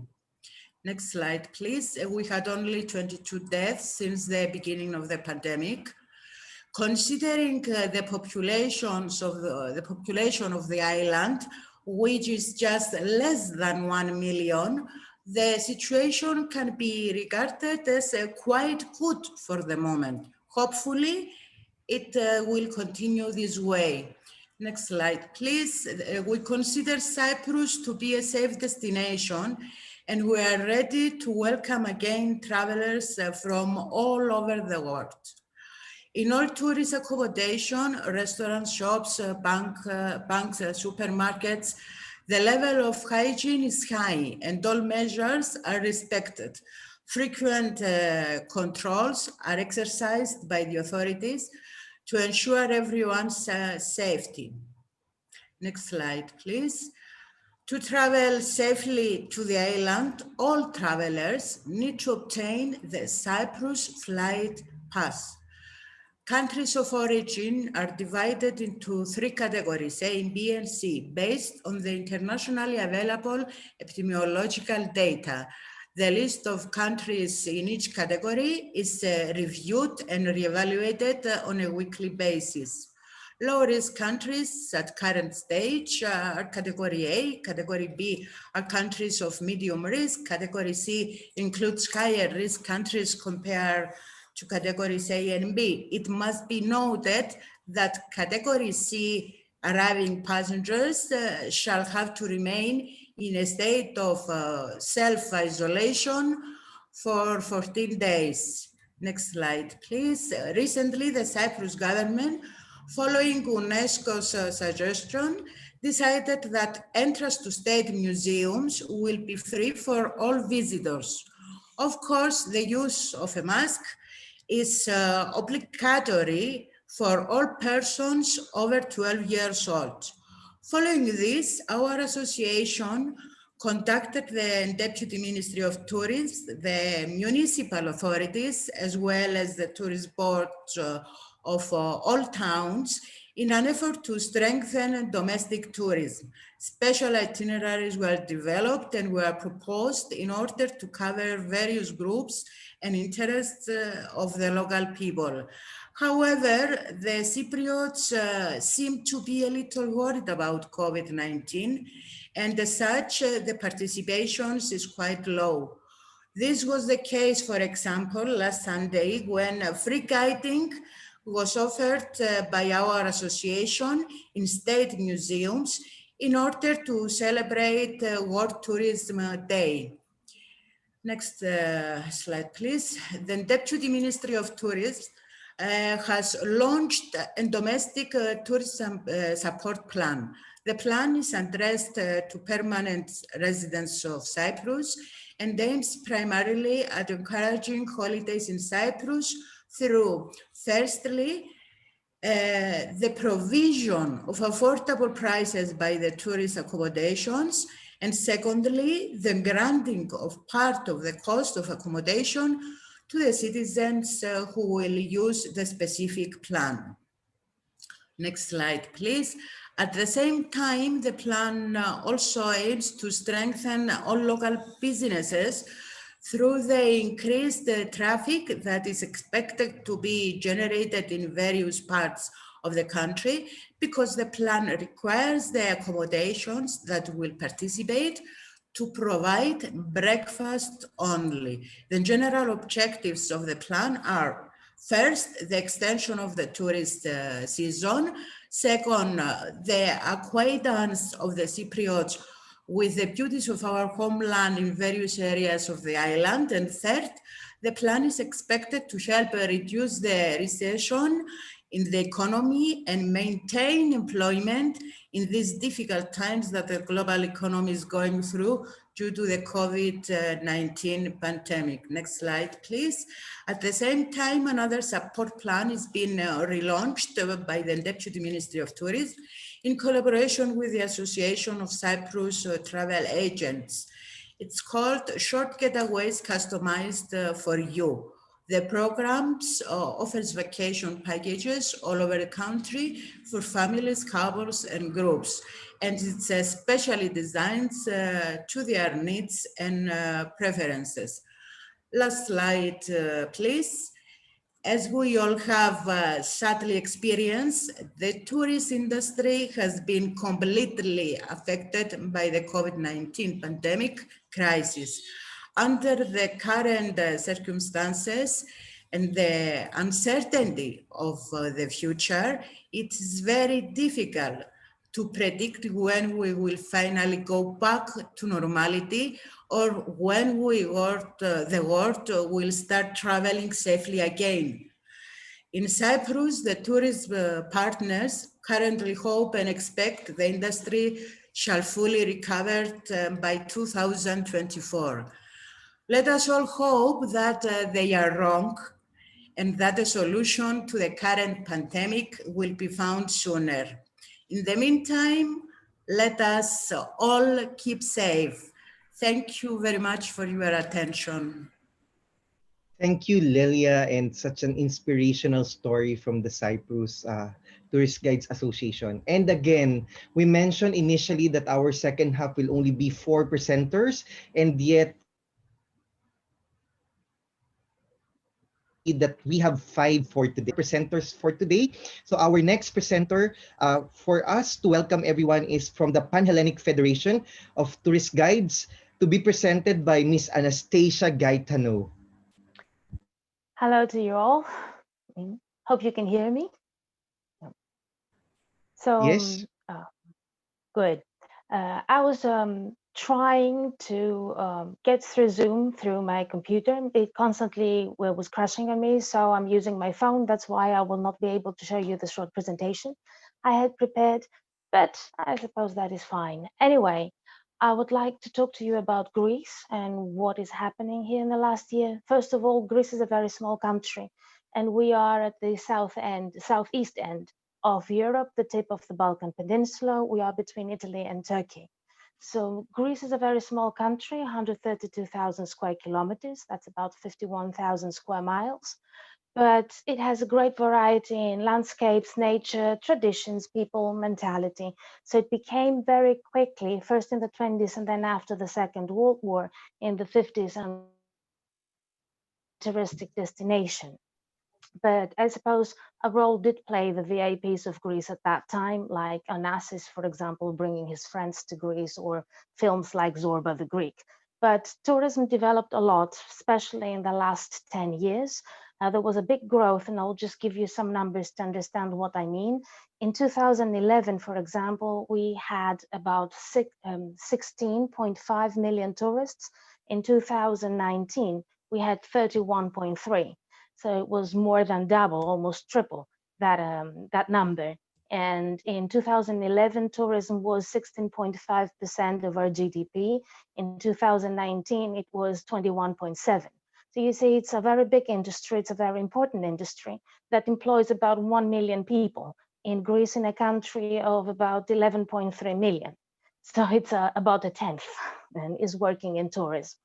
And that is one of the reasons why the profession is regulated. And we do have a license. We are about 2,300 licensed guides, tourist guides in Greece. And our license is issued by the Ministry of Tourism after we finish our studies of 2 years at the Greek School or College of Tourist Guides, which pertains to the Ministry of Tourism. And in these 2 years are also 110 days of trips throughout the whole of the country, included with practical training, of course, as well. There are 5 schools of guides.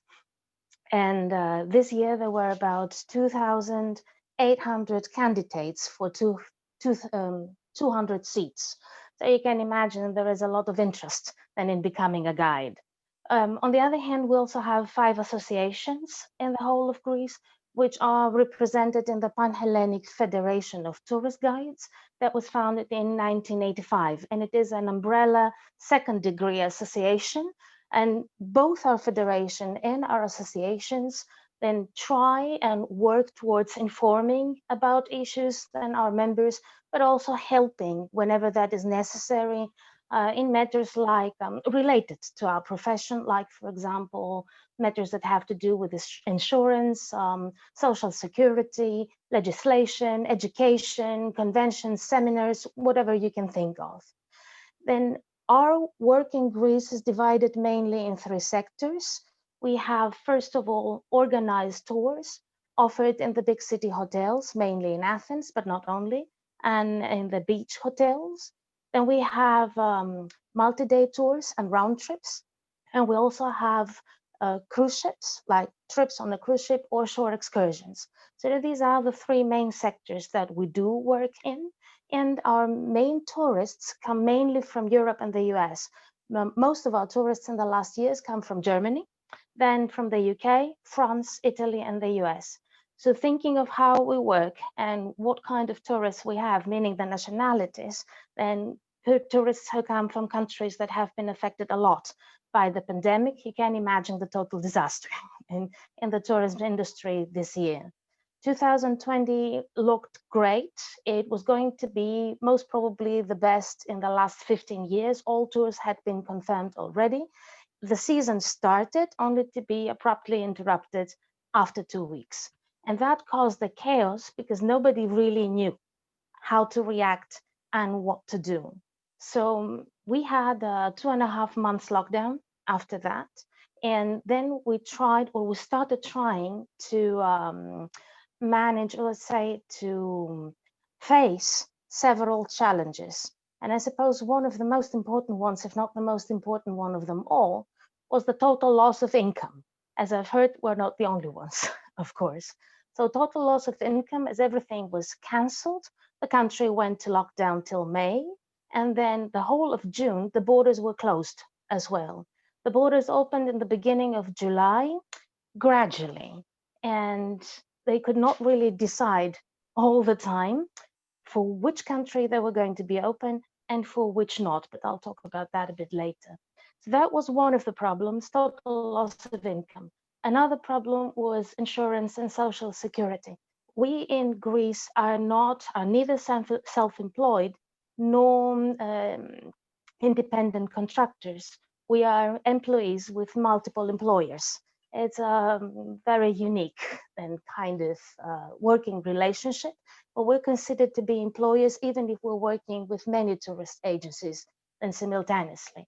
That means, on the other hand, first of all, that employers in Greece are not allowed to become members of our associations because of contradictory interests. And the second thing that it means is that if we do not work because we're insured by our employer, we do not have any insurance, and which is a huge problem, of course, as well. As we realized already in March that we were facing most probably a very high probability of a total disaster year, our federation and our associations, but mainly the federation, started contacting the ministries in charge, like, for example, the Ministry of Tourism, the Ministry of Finance, and the Ministry of Labor. So we realized already in the beginning, that most of them didn't have a clue of what exactly we do and that we are also employees. So we had, first of all, to explain to them that, although the profession is regulated by them, I mean, they should know, but still. And we also had to explain that a guide is not just for history and to guide in museums and archaeological sites. Guides guide everywhere. And so that was the first thing we had to do. And maybe that is one of the benefits of the pandemic, that finally our authorities realized who we are and what we're doing.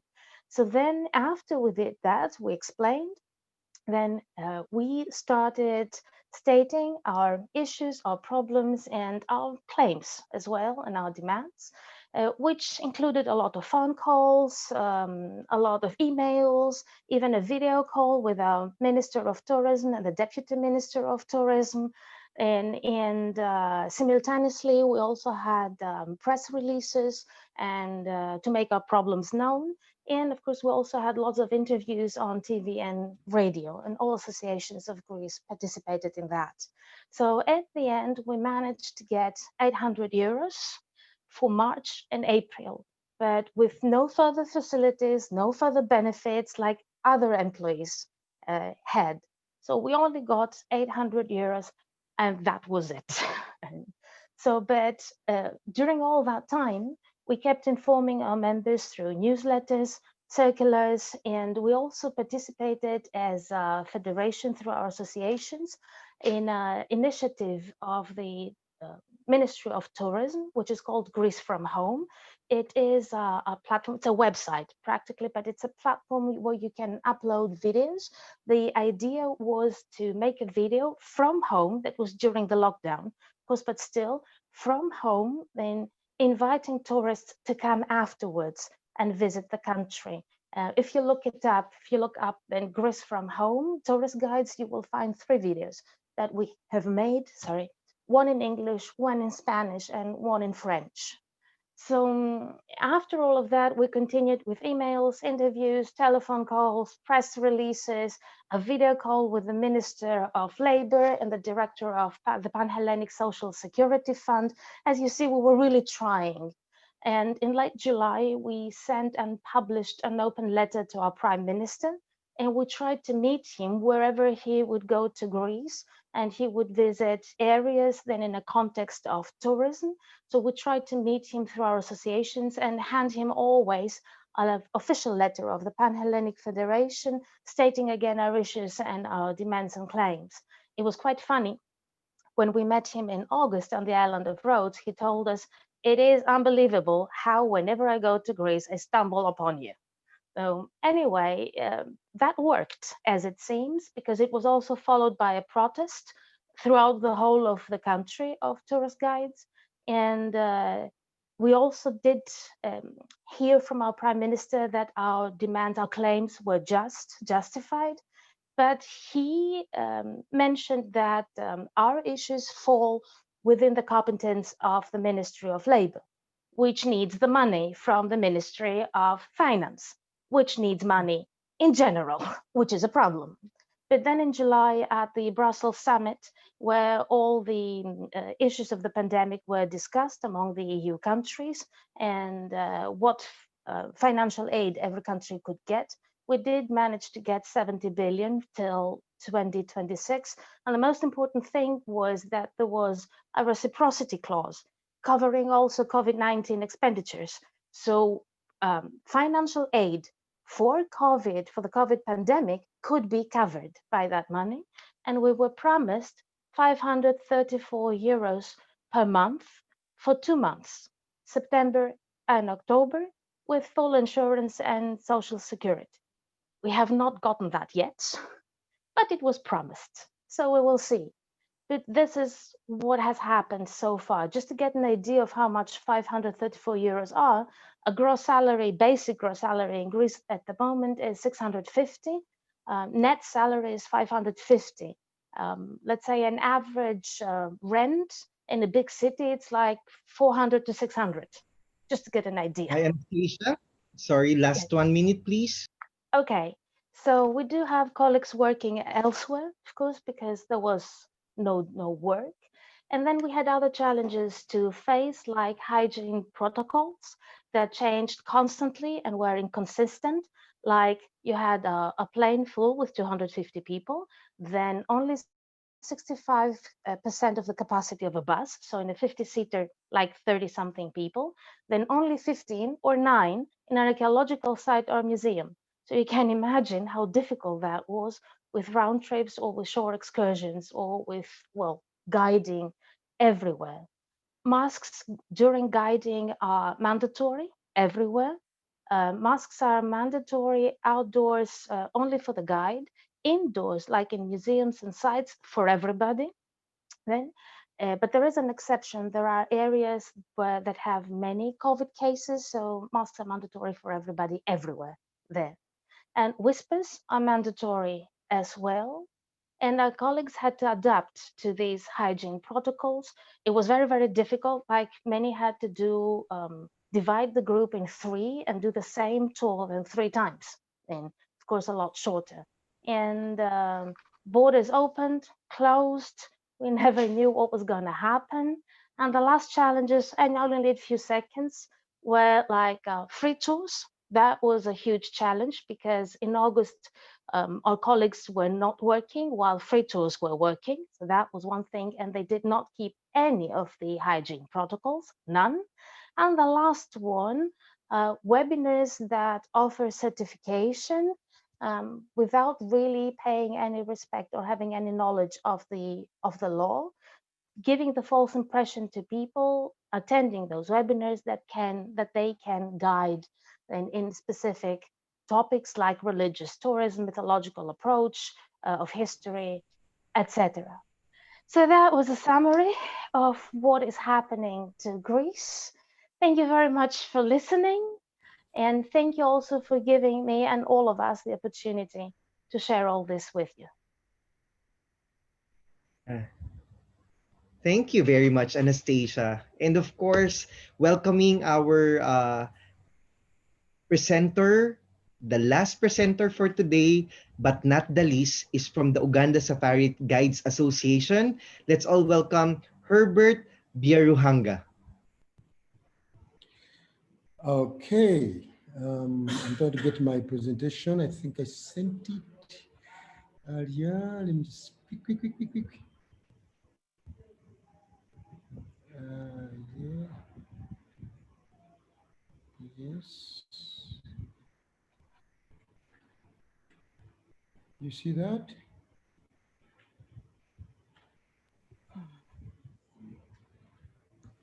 Looks good. The only thing is to please click on, on that full view.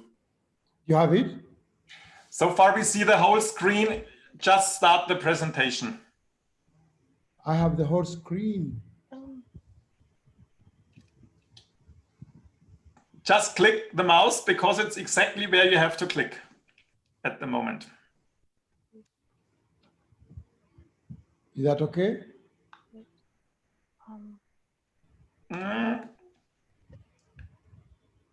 Is everybody seeing that? So far we see the whole screen, the whole Yes. desktop screen, but not only the presentation view. Can you click on full screen mode? Full screen mode. On the bottom of the presentation where your mouse, yeah, that looks good. Looks good. Now it's perfect. Okay, okay, thank you very much. Thank you very much for inviting me. I'm sorry I did not make it yesterday because I didn't have signals. I lost the signals, but Lucia did the best to make me come in here today. I'll try to be very, very fast. I'm a little bit different from what you've been presenting. That's the background of me. That's where Uganda is found on the African continent. I know many people don't know where Uganda is, but that's where it is. It's a landlocked country. Our association started in 1995, the Tourist Driver Guides, but then in 2004, we changed to Uganda Safari Guide Association. The main objective was to bring the tourist guides together and then train them, building capacity through skills training, networking with other tourist guides associations all over the world. And that's how we come to be members of the World Federation of Tourist Guide Associations, and then advocacy in influencing policy change in our government. We have 920 members registered with us before COVID. We don't know what's going to happen after now because we haven't had time to do any statistics. We think many people are going to disappear. We have 130 bird guides. We've got women birders. We have got cultural guides. We've got butterfly guides, and then nature guides or driver guides. We operate within the city of Kampala, which is the capital city of Uganda, and we are located at the capital shoppers where I'm speaking from right now. Challenges during 2020, COVID time, loss of jobs. We think so far maybe 40% of the guides have gone. We don't know where they are. We don't even have, we have lost contact with them. The business is totally gone. We are all shut down. We've just started opening up. Tomorrow, the airport is opening. We don't know what's going to happen after that. Of course, many members have gone to other sectors. They've gone to agriculture. Others are going to construction sector. Of course, loss of finance, no money at all.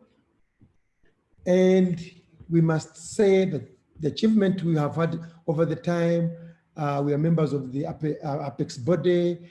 We get certification.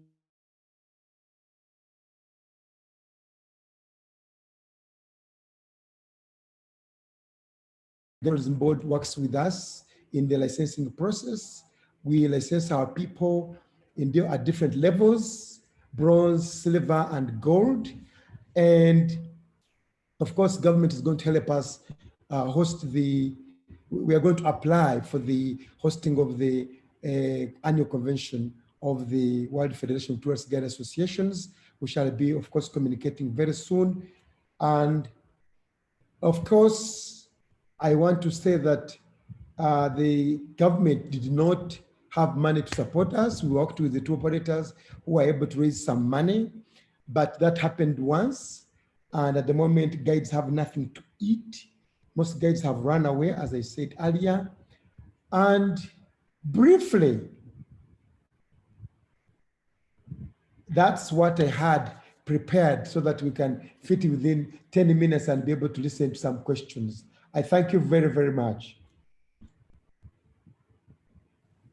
Thank you, Herbert. I mean, it was a nice glimpse of the Uganda Safari Guides Association's journey. So yeah, if you may please end the presentation so that we can accommodate now our presenters. Right. So for further, I mean, moving on, of course, our gratitude to the 9 presenters of today's third session of the WFTGA 2020 journey. And with that, I would like to turn it over to Alushca for further questions, clarifications, and of course, interactions. Thank you, Manu. Firstly, let me say thank you, Herbert, for that, as Manu's put it so well, a glimpse into Uganda. Firstly, are there any questions between the presenters? Do the presenters have any questions for each other on this last session? Okay. All good. Maren? I'll be with you now. Maren, would you like to go ahead? Yeah. To Glyn, I have the question. I didn't understand, perhaps I didn't listen in the right way. The virtual tours, they are for free, aren't they? The virtual tours you offer, because it would be a good option to earn money. There's a mixture. There are some that are free, some that are within the guiding community where we subscribed to the where other guides subscribed as a learning program. That was a season ticket for £30, €40. Okay. And there was the free tour, dirty word, the open house, that's a problem. were purely as advertising tours. So there is a separate cohort of guides who are offering their own UK online tours at £10 per person. Okay, great. Perhaps you can make it more well known, the virtual tours, because for example, I would be interested in a virtual tour in London, and so if it's more well known. Okay, I have in the chat, and I think Alushca's got it to circulate it to everyone. I put in the link to its guide. Great, perfect. APTG trading website. Perfect. Virtual tours are a link off of that, but there is a link being circulated, I think. Correct, Glyn. It is in the chat, the links for what Maren has requested. And then just on that comment regarding Anastasia alluded to the free tours not following health protocols. And Glyn, you mentioned there was a complete absence of the free tours. And by free tours, we are talking about the average Joe doing tours without the necessary license and permitting. The question was, is this the case now due to COVID? Is this temporary, or is there actually a complete ban on the free tours in your situation? In London, we don't have a registration. We are a self-accredited, what's the word? We do our own accreditation. We're self-regulated. We're recognised as the blue badge is recognised as a brand, as a standard. But anyone can offer a tour. Anyone with knowledge, personality, and the free tours, strawberry tours, Sandersons, call them what you will, are free to do what we have complained. And the nearest we got was a ban. It was a challenge to their advertising because they're not free, and so they've had to change their name. That was the nearest we got. There was a finding against, but because there is no free tours at the moment. There are no tourists. Okay, that was a question more related to the fact that you commented on the pandemic aspect of it, because Anastasia mentioned that that is their challenge, is that the free tours are not following health protocols. So let's not digress too much into the free tour aspect, but into the protocol aspect. So Anastasia, you had your hand raised. Did you just want to add something to that before we move on to the next question? I just wanted to ask about virtual tours, because this is something very new in my country. And one of the main concerns is how can you protect this property of yours, which is a virtual tour? If you sell it once, can it not be copied many times? Cannot somebody else use it instead of you? So that is the main concern, because that is absolutely one of the new tendencies. Good point, Anastasia. In other countries. Good point. Do any of the panelists have a response to that? Have you come across that as a problem? Are you addressing that? Ellen, would you like to put your mic on? I think there's a concern about it. There's, you know, all you can really do at the beginning of a virtual tour is say that this is my tour, it's copywritten, whatever. There's a concern about it, but how you can actually police it is difficult. I know the tours, the education programs that like the Guild does, we only have those on our site, so they're only available to the virtual tours that we do for our own people are only available to us. But otherwise, it's a real issue. Again, monetizing it, making some money off of the virtual tour, and trying to protect your brand or your information is difficult. Thank you, Ellen. And Anastasia, thank you. We will flag that as a potential topic for discussion for future webinars. I think that it's a fantastic thing we can explore a little more, and will be a little differently in each country. So thank you for that. I'm just looking through the questions quickly, and most of them have been responded to, all relevant to our presenters. So if there's nothing more direct between presenters, Manu, then I think we can do the closing for our final day 3. And we can move on with that. And then to all the participants who are watching us, just keep your eye on social media, keep contact with your association, and we will follow up with all the subjects that have come up over the last 3 days with potential future discussions and comments, as well as webinars. So Manu, would you like to do the closing, and then you can just cross to me for final thoughts?